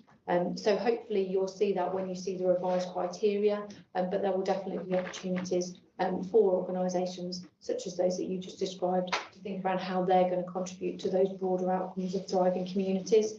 Because as Dawn articulated in her introduction, we're really thinking around how do we strengthen this approach to really align with the council's ambition around developing those thriving and resilient communities. And both the local communities fund, but also the crisis resilience fund will allow us to support that. So there might be some elements in the different funding streams that we can work through. Councillor Adams and Councillor Betty.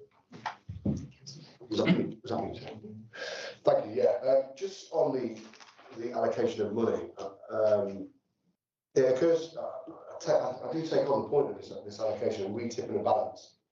Slightly concerns me because it makes me feel like it's going to go the other way, and then we're going to have a heavy loaded budget for the LCF specifically that's in another area instead. Is it a better plan to allocate an amount of the LCF to each area? If by a certain date that amount of money isn't spent in that area within those organisations, whether that's down to their eligibility or not, then at the end of that period, that money then effectively goes into a reallocation pot, and any other areas that do have specific ones within their area could then access that pot and potentially utilise it. I suppose the concern I've got with how we allocate, and also going back to those organisations that have applied and ensuring that we're talking about reviewing it, which is good, but going back to those organisations that have applied and ensure that they get, or that they understand the criteria as well, which I know is something that's been raised, but I think to truly understand how they meet it, because a lot of, as we know, a lot of things with bid applications comes down to form filling and whether you've got the right data within your form, whether you've covered the right subject matter to whether you achieve any sort of funding whatsoever. I just think it would be, that would make more of a sense in terms to ensure that there is an allocation per area. It could also mean that councillors could be updated and say, look, you know, within your area, is there any other organisations that are interested? Because currently you've only used 50% of the allocation for your location. So therefore, is there any other organisations at that stage before we transfer it into the transfer kitty, if you like, that then can be used for those other spots? Because at least then I think the organisations that are applying, as well as the councillors that are overlooking the decisions that are made, understand the level of fairness within how that has been allocated there. It's a very obvious, very clear way we do things, and gives councillors that clarity, but also makes the, you know, also helps the councils outside you as well of looking and showing how what the process is, and that it is an actual fair process across all areas, rather than areas that maybe haven't applied in the past, maybe because they've not had the information, maybe because they've not been advised properly about it, you know, maybe they didn't know it existed. For whatever reason that is, I'd hate us to go from being in a position where other areas, because they're well educated in the LCF, are doing well at the moment, but because other areas haven't, and now they're going to have a higher level of education, maybe in the LCF process, suddenly they're going to have a massive tidal wave over. And these organisations that we have existing across other areas aren't going to still retain benefit. I accept you've got to distribute it across the board. I think that is 100% the right thing to do. We've got to do that. Should be everywhere, should be benefiting from it. So really, yeah, it's just on that. I just think if we can really nail this process down, make it very visual, make it very obvious how it works, I think that would help. Having been in for, you know, almost 5 years now, I'll be honest, the process to me does seem slightly, what's the word I'm looking for? Maybe not as obvious as it should be. Let's put it that way. Thank you. Thank you for your question, Councillor Adams. Yeah, in terms of tilting the balance, obviously the table does show that quite an imbalance anyway, and there's no intention to tilt it entirely the other way. Basically, what we're looking at is twofold, really. We're trying to make sure that the fund has the greatest impact, and that we also identify the areas of greatest need. And so that doesn't mean to say that there aren't areas within Newham, Sherwood and Rushcliffe that fit those criteria, and they will absolutely still continue to be supported. So by removing some areas of funding, such as say the village signposting, we're moving more money into the fund, which will be able to support the community more deeply. We're trying not to overcomplicate the scheme, but to make it more accessible to more organisations. And obviously we can work within that to see that these do meet the criteria. And I think once the detailed criteria are published, that will be achievable. And I don't know whether Claudia wanted to say something as well. Thank you, Councillor Justice, and thank you, Councillor Adams. It is a very valid point, and I think that's where we have to, in any change of grant funding programmes, is understanding and continue to evaluate. So as we work through the programme, and if we see evidence and concerns or something needs to be adapted, that is our opportunity to make sure that we work with members to ensure that the fund is fitting correctly in terms of the outcomes that we want to achieve from it. So absolutely, just to give you that assurance that we will make sure it fits and balances correctly. Just a very small follow-up on that. How are you determining who is in the most need? So we've got a lot of data around deprivation, different indicators, particularly from a public health point of view. And I would anticipate that we would use a lot of that data. We've got a lot of joint strategic needs assessments, and we've got just generally a lot of data around understanding our populations. It will be that data that we will use to consider how we're defining need, which are some of the nationally indicators that you would use in that position. Sorry, there's a title. Go on then. So within within that then, I suppose what I'm sort of getting at here is that if you're determining that by national statistics and however, I suppose first thing is, why have we not considered that previously? Are we breaking new ground with this? Secondly, as well, again, I have a concern that the county, as it currently stands, contains however many divisions within it. I can't remember how many now. 15, 16? No, 60, I think. And they all contribute to this LCF part through taxation, whatever. And I suppose I just want to make sure, for me, I'd rather see a fair allocation across all areas, like I said, rather than specifically targeting that. So I think finding a way to deliver that is going to be the challenge, to make sure that everybody that contributes into that, in terms of council tax, general taxation, whatever, sees a benefit with that within their area. Because although, the temptation is always to focus, I think, in areas that,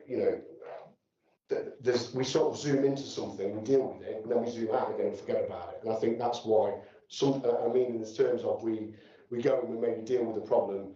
The best example I can think of is play areas in areas. We install, this isn't us, but I'm talking in general council terms. We install a play area because the old play area is broke. What we don't do is maintain the existing play area to make sure we don't need to remove it and build a new one. So, instead we always end up installing new play areas. And it frustrates me that the taxation goes into the creation of this brand new play area, but that we don't maintain it properly over the years. And so its lifespan is reduced. And I think what I'm saying in tying this into the LCF funding is a similar thing, that we dive on something because we see it's a deprivation point, we fix that, but then as a result of us diving there, we missed out 6 opportunities over here. And I think that's why I'm saying that fair allocation across all areas, it then, if it's not used, it's not accessed, it then goes into a transfer pot, then those other areas that have put bids into it can access it, fixes that problem, because it ensures that we're still maintaining properly those other projects. I know we've said we'd look to do that, I know we wouldn't see a reduction, but it just concerns me that we end up diving into laser focus something that becomes popular during this phase of looking at it, rather than looking at a long-term fix for the issue. That makes sense. Yes. Sort of makes sense, thanks. Thank you for your comments, Councillor Adams. And I think what I would say is when we look at how we distribute our resources as a council and through system partners generally, we will be looking at how we allocate based on need. So we will constantly look at how do we make sure that there's a universal provision across the whole population, but then how do you flex either the delivery or the proportion of the delivery, depending on the particular needs of those different populations. And I think what you can see from the data that we've got from the LCF is that there's not a match in terms of where we know that there are areas that we want to do a little bit more work on, and where the level of funding has potentially gone. And I think what we're trying to do with this approach is strengthen the alignment around how do we make sure within a limited pot of money that we've got, that yes, that there is a pot available for all, but actually that we are prioritising the criteria around where we have the greatest impact. And so that's some of the principles that we're looking at around there, because we know that we have health inequalities across Nottinghamshire. We know that health inequalities are avoidable and are not fair. And we know that there are things that we can do to reduce those. So this is one part of the puzzle that will help us towards that broader ambition around developing strong, thriving communities that will also support in terms of our broader ambition and statutory responsibility that we have as a council to also reduce health inequalities. So that's what some of the justification that we're having from equitable rather than an equal approach. But please do be assured that that's something that we look at when we're looking at how we deliver services across the council more effectively anyway. So this isn't something that's completely new. We may not have done it specifically with the LCF before, but that's why we're trying to, I suppose, up our game a little bit so that we genuinely do make sure that we are delivering the best outcomes that we can for the people of Nottinghamshire. Thank you. Councillor Bessie. Thank you, Chair. Just want to check something before I ask my question, if that's all right. Can you just confirm that the large revenue grant part of the LCF is going to continue? Yes, it's the answer. Okay, thank you. So I'm going to be specific, I'm afraid. So we have, where I represent Ravenshead, we have Ravenshead Community Transport, which provides transport for not just themselves, but for the whole community. and lots of other charitable organisations who rely on Ravenshead Community Transport to fulfil their own deliveries. I'm told that they've had their large revenue grant stopped. I believe it's due to come to an end, and I've been told that they can't have another one. So maybe I'll address that one after the meeting. But what concerned me when he was speaking earlier was that he seemed to put a lot of emphasis on providing grants to start-up organisations, and I'm worried that you'll take them away from long-standing ones that provide services to the community for a number of years, and we'll end up losing those organisations and getting new start-up ones, which I'm sure will be very valid, but I don't think we want to lose the ones that we're going to support. So can I just have some clarity on that, please? Not necessarily specifically on Ravenshead Community Transport, but just around the emphasis on small start-ups and those that have been established for a long time that receive a large revenue grant. Thank you. Thank you, Councillor Bestwick, for that question. And I will let Claudine also add some points to this. I'm assuming that the transport organisation in your area had the 4-year rolling funding, which was a 4-year fund, so it wasn't not actually been stopped. It was always intended to be a 4-year programme, and we are now looking at having an ongoing 2-year programme as a follow-on to that anyway. And it's a 2-year programme, obviously, because of local government reorganisation, and we won't be able to be committing. Is that working? Yeah, we won't be able to commit to working beyond those 2 years because of LGR. And so all organisations who've had funding before are able to reapply for that. And we are looking to get that strand out as quickly as possible, so that there is no cliff edge for organisations to fall off. Obviously, they have to reapply and work their way through the criteria. There's no absolute guarantee, but we would hope to be able to fund those people who come forward.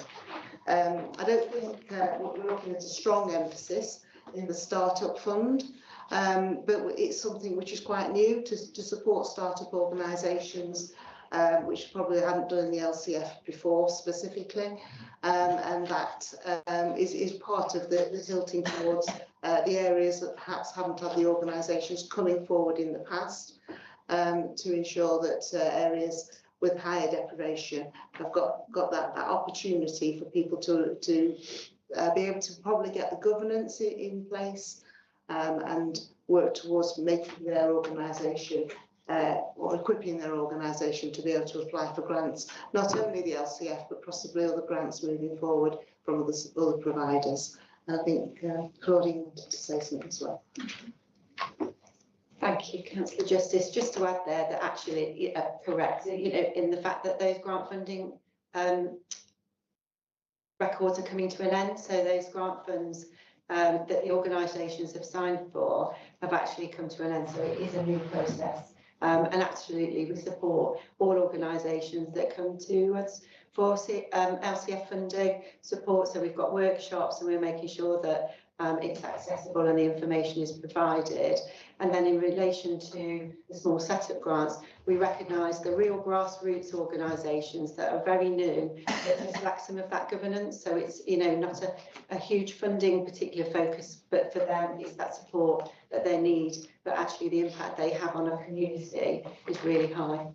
So thank you. Thank you. Thank you for the clarification on the reapplication for the 2-year programme. Councillor Vernon, then Councillor Clearways. Actually, you've actually answered it while I was waiting in the queue, but can I say well done? This is one of the times when I really enjoy working with officers, when you're giving me something for the residents. So thank you for that. But just a little bit more on the flex. The flex and the monitoring. So let's say you're into just week 3 and suddenly you see it's going off the scale somewhere, but not in another area. How flexible are you? Thank you. Well, we work within the financial controls of the council to make sure that the revenue and capital will be spent accordingly. And if there's a particular incident or take up that we can actually connect into the Crisis and Resilience Fund. That is something that it's really important that we recognise, because that's why we're presenting them together today, to align the support. So it may be differently. That's how we just need to assess what is coming through. But we do know that from historic LCF applications, it is oversubscribed. So that's something that we do have to recognise, that actually we may not be able to meet all the funding applications, but that's why we have a strong criteria, and we will support as organisations as wide as we can. Thank you. Councillor Clooney.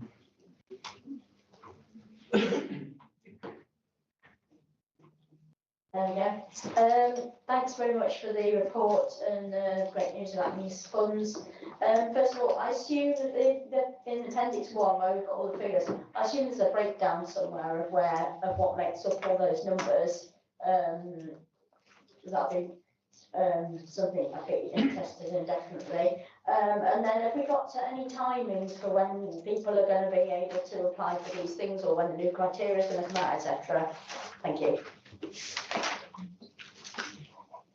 Thank you. So our ambition is to get the decision report in April. So that starts that process, and then we'll be setting out, for example, the LCF, focusing on the large revenue grant. So we'll have a bit of a time frame, because obviously there's a lot of resource that goes into ensuring when you get the applications in, evaluating those. So that we're doing as quick as possible. Thank you. Thank you. I've got a question. Well, it's more of a, well, it is a question, but not on the implementation. Like many of us members, I'm looking to all this and local government, the local community fund, and now this new one, it's still all a bit confusing to me. Now, Highways produced sort of that. Could we have something like that for councillors that gives phone numbers? For instance, if a resident phones me up and I go and see how, for whatever reasons, he's struggling, I can have a little book there that tells me, like signposting where to go. I mean, it's all right. The PowerPoint display is great. You don't carry that about with you. Just wondered if we could have some sort of handbook that you could take to hand. Thank you. Thank you for your question, Councillor Brown. There is quite a lot on the website already, but taking on board there's going to be quite a few changes as well. I think we probably need to update that, and it might be an idea to be able to circulate something to members specifically, because the members do have a lot of engagement in their areas with community groups, and it is useful to be able to know or signpost them and explain how the community fund works and whether it's useful to them. So yeah, we'll absolutely take that on board. Thank you. Thank you. Do we have any more comments, questions? In that case, I'd like to ask Martin to sort the discussions. Yeah, thank you very much. I think I kind of got ahead with this. I know, like Claudia, I think you've done this before, but I think it's really important from what members were saying. Like, obviously, do lots of like member engagement about the LCF, and that kind of like continues to speculate. It's kind of like new criteria, so I think members would be appreciative of that. A bit more detail. So if we could have a breakdown of Appendix 1, Table 1 that we can circulate to committee members. There's also perhaps like a short guide on the CRF for members, just something really short, just so they've got that information of how residents can access it and what it is. And again, I think it's just again more updated information on the LCF on the website, and circulating that information to members, so members understand the new criteria and how they can support organisations in their communities to access it. Thank you, Martin. So, in conclusion, then I think the committee can sort of conclude that both funds represent an important tool for supporting Nottingham communities, but the success will depend on clear governance, transparent funding decisions, strong partnerships with volunteered sector, and effective monitoring of outcomes and community impact. And on that note, I'll take it to the vote. Thank you.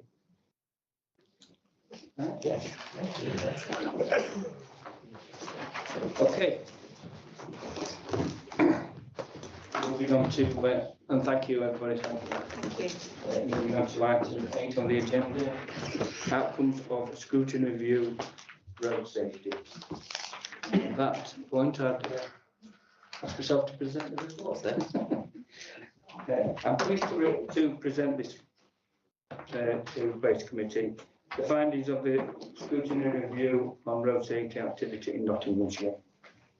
The review was undertaken to enable members to understand and examine how the council, working in partnership with VE East Midlands, is working to further reduction in the number of people killed or injured on Nottinghamshire roads. Road safety is a vital issue for every community in our county. Behind each collision statistic lies a person, a family, and often a life changed forever. During the 3-year period from 2022 to 2024, on average, 26 people lost their lives each year on the roads of Nottinghamshire, and many more suffering serious or slight injuries. The numbers underline why continued focus action is essential. Our review set out to examine how collision data is captured and used, what measures are available to improve road safety, the effectiveness of education and engagement activity, and the role of 20-mile-an-hour speed limits and zones in reducing risk for all road users. Members of the review group welcomed the wide range of activity in place to improve road safety outcomes in Nottinghamshire, including the use of high-quality data to make informed decisions, effective partnership working, as well as the comprehensive programme of road safety education delivered across the county. During the review process, we received detailed information from officers at VIA and the council, and also considered national research and local data. The recommendations in this report reflect areas where the review group felt that further improvements could be made to areas of activity, including enhanced communication for members, expanded educational outreach, increased visibility of road safety messaging on social media, how tools such as vehicle activated signs can be best used. Our findings are intended to support the ongoing efforts to reduce casualties, improve public awareness, and embed safer behaviours across Nottinghamshire. I would like to thank Sean Parks, Joanne Horton, Ryan Kelly, Ellie Jaycock, and David Langford for supporting the work of the review, as well as the members of the review group for their valuable contributions. And on that, I'd like to move the recommendations and seek a seconder. I'll second it. I'm now going to open the floor to debate.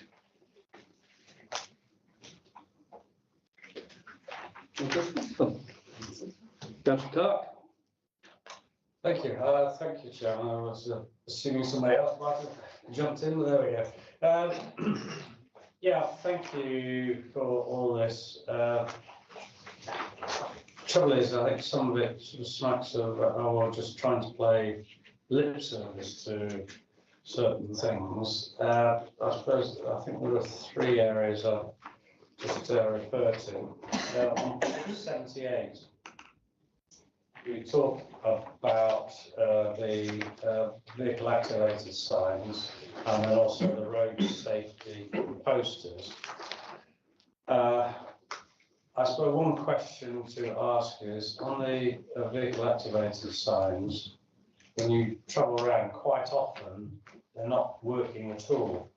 So my question is, what inspection regime is in place?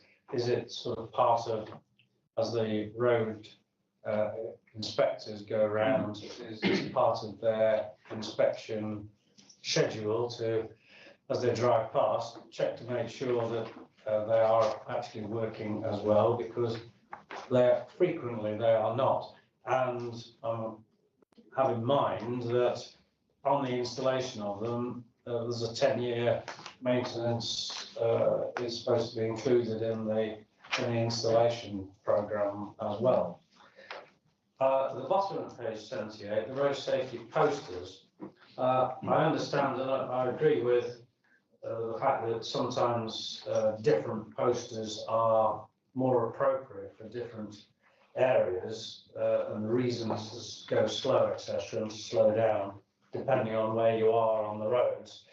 But I think there are still certain areas, in urban areas in particular, and on some housing estates, I've got in mind especially on the spine roads of housing estates, where I think to still tell people that it is 30 for a reason, I think is still appropriate. So I would question the deletion of the 30 for a reason, whereas I'm also agreeing that in certain more rural areas, it would be appropriate to have the other designs.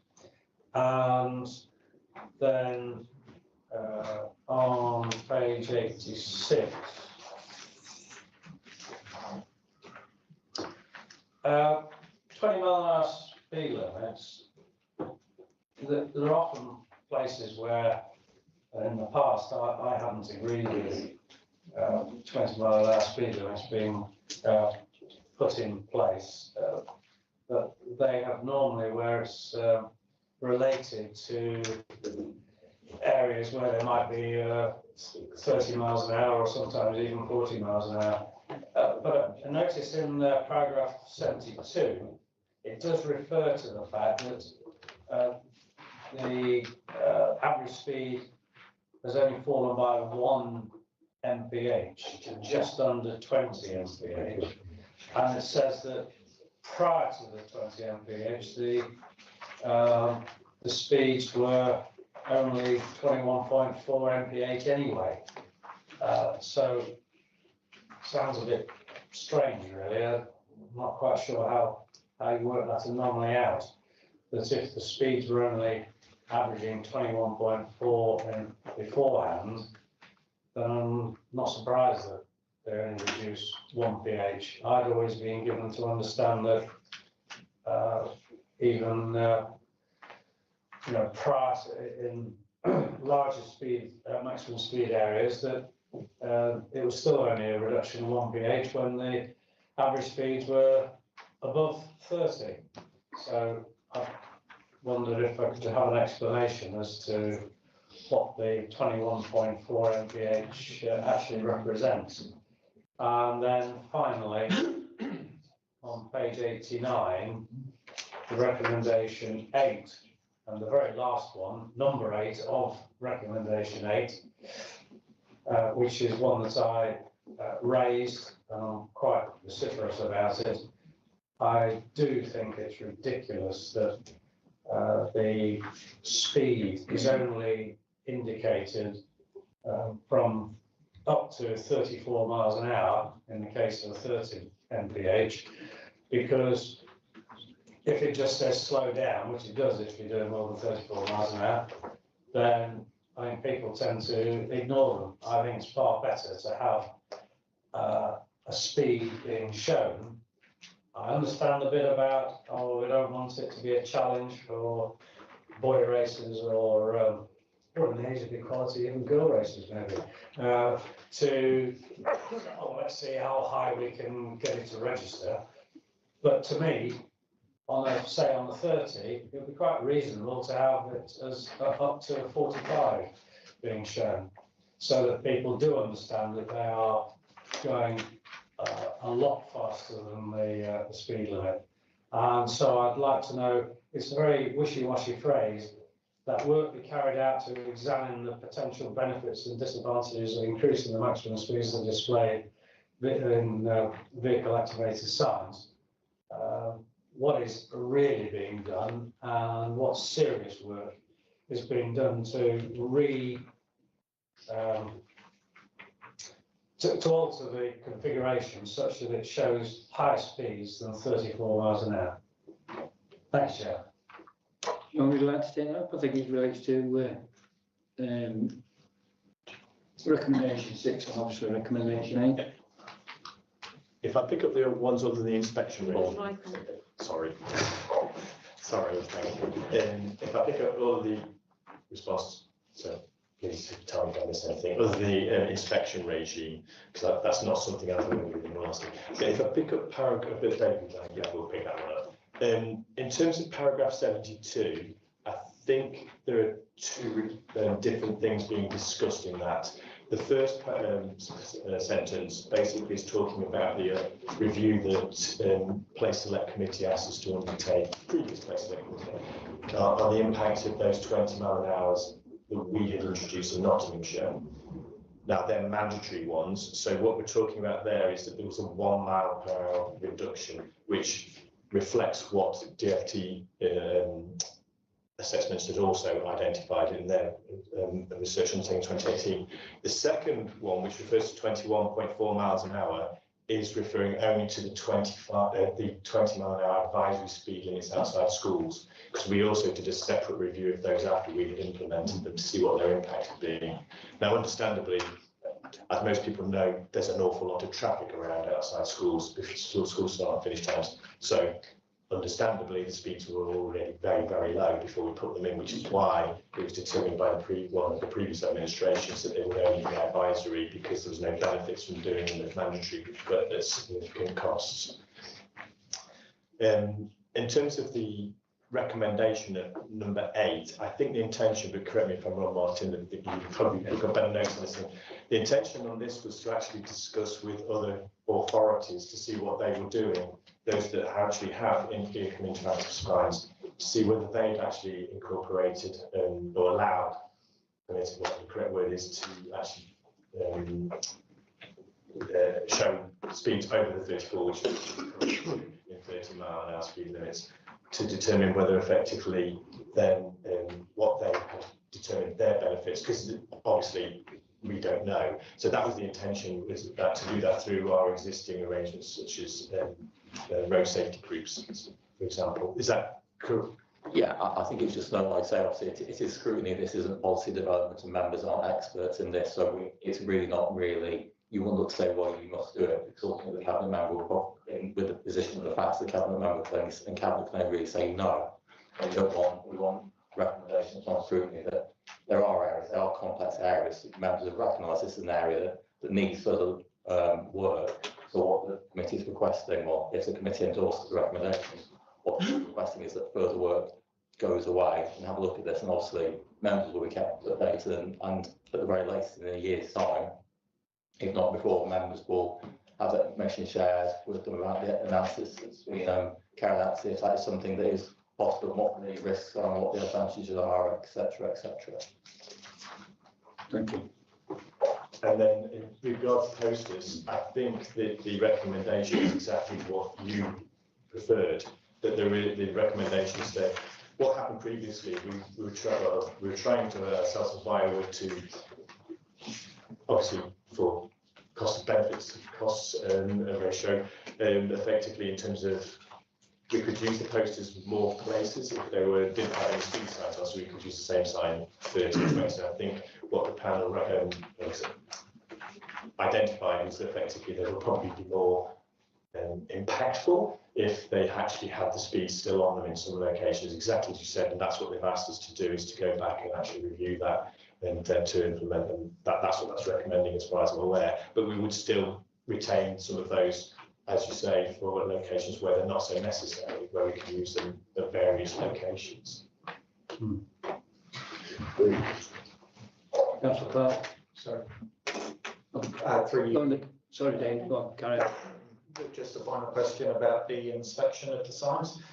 Short answer to that is yes, they are subject to an inspection regime. We divide our highways up into 14 asset classes: bridges, drainage, and intelligent traffic systems, which these signs fall under. Each are subject to their own inspection regime, so that the inspectors that are out driving looking for potholes are not necessarily the people that are inspecting those signs. Thank you, Councillor Clark. Thank you, Chair. Please note this is quite a short question. How many road casualties have been on the proposed 20-mile-an-hour zones. For example, if something's a 30 and it's then proposed 20 miles an hour site, is there any data for traffic casualties in those areas? Thank you. There will be, I'll be honest with you, I don't have it to hand, but I'm happy to circulate that. We did that as part of the research to determine whether there actually had been a reduction. Depending on the locations, there have been some where there have been more, but there are others where there have been less. But we can, even if, it depends on what level of detail we want. If we have a chat afterwards, then we can basically definitely circulate that. Thank you. Councillor Clooney, then Councillor Ward.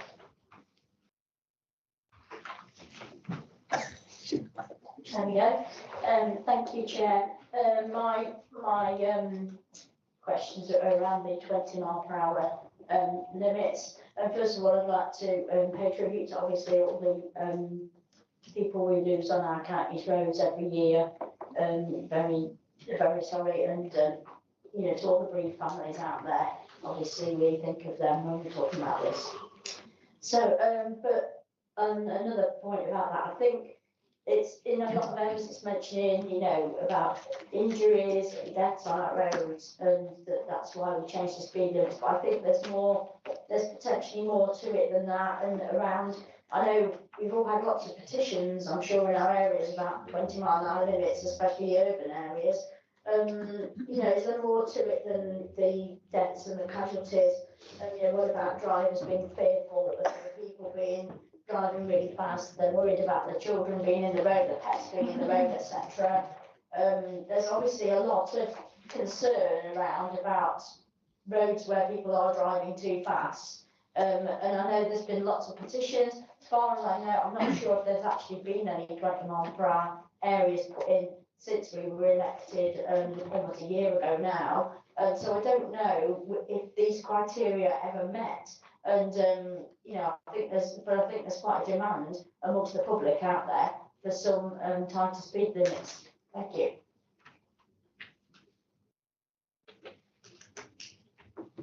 I think to go back to the previous question, effectively, people do ask for 20-mile-an-hour speed limits a lot, and we do have it when we review every single request within the current criteria. The review that we undertook as part of the previous place committee identified that they're only really effective when they're undertaken to, in terms of reducing casualties and improving safety, where they are delivered as part of a safety reduction scheme alongside traffic calming, which basically means speed humps. And people don't recognise that effectively that generally traffic calming is very unpopular, whereas just putting up 20-mile-an-hour plates would be very, very easy. However, they're not going to reduce the speeds, as we said. So if the people think that traffic is moving too fast through the roads, then effectively you might get a 1 mile per hour reduction with no traffic calming. So they're not going to see any improvement. On top of that, the police aren't going to enforce it because they'll probably oppose it anyway if you're not going to put any traffic calming measures as part of it. So we have identified that where we put them in as part of basically active travel routes, cycle routes along there, because they can be put in rather than putting in really, really expensive cycling infrastructure. If you reduce it to 20 mile an hour, often that will work as part of a whole network, not just on its own though, it has to be said, or alternatively where we're doing its casualty reduction, that's where we see the biggest benefits. So that's where we've done them in the past. But obviously, we're happy to review any request based on what people are trying to identify, what they identify as the issue, and even if 20 mile an hour speed limit isn't necessarily the best solution, there might be other alternatives that we will consider and do. It's probably also worth noting that the government is currently consulting on its road safety strategy, a national road safety strategy, and one of the things that they're proposing as part of that is that they review how the speed limits are set in this country, setting local speed limits, because we review all our speed limits in line with government guidance. So it may well be that there's further recommendations down the line which broaden that, which might encourage more 20 mile an hour speed limits. But we do have the opportunity to do it if that's what is the most suitable solution to a problem. Thank you. Councillor Brill and Councillor Bennett. Thank you, Chair. It's a good report and I support it. All I was to do is make a comment and one quick question. I think it's implicit within the report in relation to all of the proposals, in relation to, in summary, highlighting and making more visible what the speed limit is. The concept of speeding is being treated as something that drivers do as a mistake, and all you have to do is just give them a little bit of a reminder or nudge, and they will then drop their speed. Representing an urban division like Carlton West, I've become extremely familiar with the concept of the racer. I suppose I'd better get this right in terms of being woke. We're talking about boy racers, girl racers, racers that don't identify with either gender or any other category. I'm including all of them so that I don't get sued or complained about. So in relation to the racer, what you have with the B686, which starts with the Motor Point Arena in the city, is that you start on that road and you video yourself driving your modified car all the way up Carlton Hill, up Carlton Road to the top of Carlton Hill where the shops, and then you video yourself going all the way down the B686, all the way down into the Collick, where you go into Councillor Adams' constituency, you turn right into the Collick Loop Road, and there's another great racetrack. You go as fast as you can on the very smooth road, which is all due to Councillor Adams' work. All the way. This is being recorded on broadcast. All the way back into the city, and you do it all over again, and you put it on repeat, and apparently it's a very cool thing for these people to do. And how you tackle that issue, it's far more of a police and enforcement issue than possibly anything that a highway authority can do. Just in relation to recommendation 5, I regularly attend meetings of the B686 Safety Committee, and it says here that via East Midlands work with elected members to identify opportunities for community engagement and the delivery of road safety education. I would really appreciate it if somebody from VIA could visit the B686 committee and talk to us about how best we can work towards getting better road safety on our road. Thank you. I don't think there's a question then. Councillor Vernon. We can pass that on. Yeah. Thank you. Yeah, I was surprised you didn't come in earlier than that. Paul sits on one of our resident committees where they've had a number of fatalities, etc. I sat on it originally, and I'm due to join it again, I think, tomorrow. The cloud issue was that the data, you say it's all based on data. We were finding that lots of things don't actually qualify to be classed as an accident unless under certain circumstances the police attend and somebody's injured. So we're getting accidents, but they're not making it onto the data sheet. So how do we collect this data? Yeah, I think we took that the data. Well, basically, there's two sets of data. Firstly, there's this reported casualty data, what you're talking about with the police, but also when, for example, if somebody tells via a report just an accident which is non-injury, they are also recorded, and via view those and review them to see if there are alternatives. So, for example, if a fence keeps getting knocked over, people keep going around there too quickly, knocking it over a hedge or a fence, etc. So they do actually review those as well and look to see whether they can do any improvements as part of those. That wouldn't be part of the casualty reduction programme, but it would be part of another highways programme. So they are still looking at, but it's important, obviously, we only know about what people tell us about in those instances. So you might be being told about a lot, and it's key, therefore, that you let VIA know about those ones.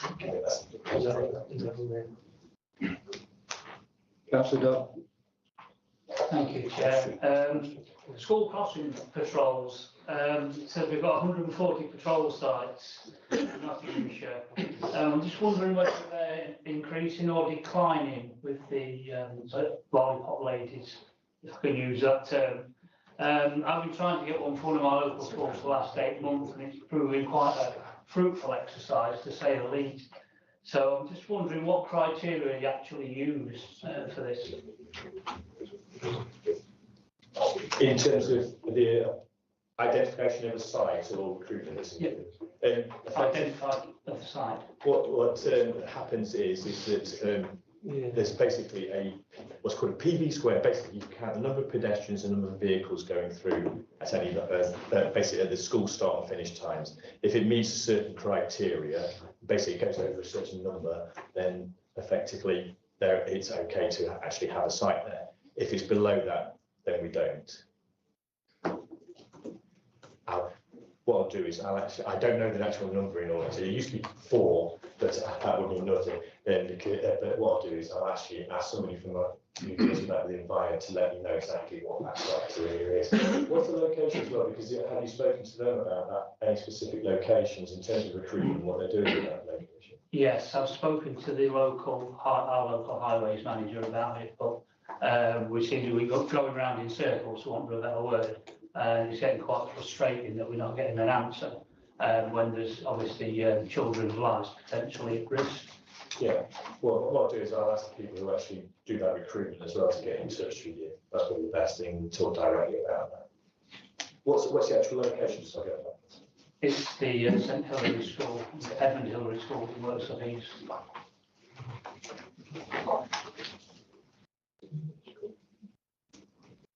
Councillor Bestwick.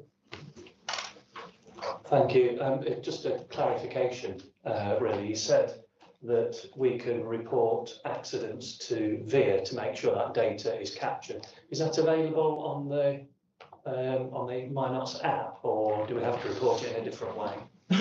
It's just I think it's just through the MyNots app, as long as effectively it gets onto what they call the Alloy system, which is the database which records all of those. Effectively, it will be, I imagine, through the making a highways request.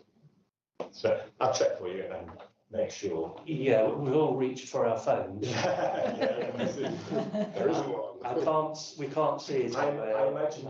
Yeah. Let me check with Joe Horton, who's in charge of that area of work, and we'll circulate the link to where you should do it. Yeah, would it be possible for somebody in the committee to let every single councillor know how to do that on a general email? I'll just share it with me and then I'll send it. Yeah, I'll share that with Martin and yeah, I'm sure that's possible. Thank you. Councillor Dodd. Just on this point of collecting data from accidents, there's actually data available from the Motor Insurance Bureau, which collects near-miss information that the County Council don't seem to access when we're looking for, we're applying for crossings to be put in. It's always collected from the data from the police of recorded accidents, i.e. deaths. But there are a number of instances where you can look at the Motor Insurance Bureau's data and it will have give you a full picture of claims made for near misses, accident, cars, collisions, reports, which aren't actually being viewed when you're looking at the data and making your decisions on for crossings. So I'm just wondering if you would consider taking away and looking at all the data that's available that will help drive better decisions being made. I think, to be honest, it's worth just mentioning that shunts are not probably the best thing to look at when you're looking at crossing. The reason being, for example, when you install, some councils will know who are on the transport before, effectively implementing or installing a new crossing can actually increase the number of shunts. Because, if, for example, if people aren't used to if you put a signalised crossing in and then it goes red and it's not used frequently, that can actually increase the number of accidents. I obviously refer our colleagues who actually do the data analysis, because it's not actually done within the council, it's done by our colleagues, to see why they're not using that data, because there might well be a reason why they're not using it. But ultimately, from their perspective historically is we know where we actually have casualties and we need to reduce the number of casualties rather than shunts as our primary focus. So consequently, they prioritise those locations where there's that. Now, obviously, you're talking about something different where we're not talking about where we might do improvements. And whilst it might not be the best example to use crossings, it might be for other types of things. So for example, in other types of junction improvements or what have you, it might be worth us seeing whether that data might be usable for helping to prioritise those things. I was thinking more about an instance where the car's hit a woman with a pushchair. I wouldn't class that as a shunt. I would class that as a near miss. And there are numerous instances, and these are recorded with specific codes within the insurance industry. So there's a lot of different ways of recognising specific types of potential accident or near miss. Obviously, the insurance companies use this sort of data when they're profiling and creating sums of money that they want from people for insurance. So I think there's a lot of devil in the detail that perhaps you may want to look into. Thank you. Through you, Chair, the councillor raises a really good point. I think at the moment we're a little bit reliant on that lagging data of providing crossings and interventions when we've injured enough people, which isn't really a particularly risk-based way of managing the safety on our network. So looking at broader sets of data and a move to being more risk-based and leading rather than lagging is a move that we would support as officers, and we'll take your suggestion on board and look at it. Thank you, David. Thank you, David. Was there any more questions, Colin? Don't you say? Be quick, John, as long as it's not to the recommendations. Thank you. I thought I'd better contribute to this because when I wear my other hat or helmet, I am a DVSA certified instructor.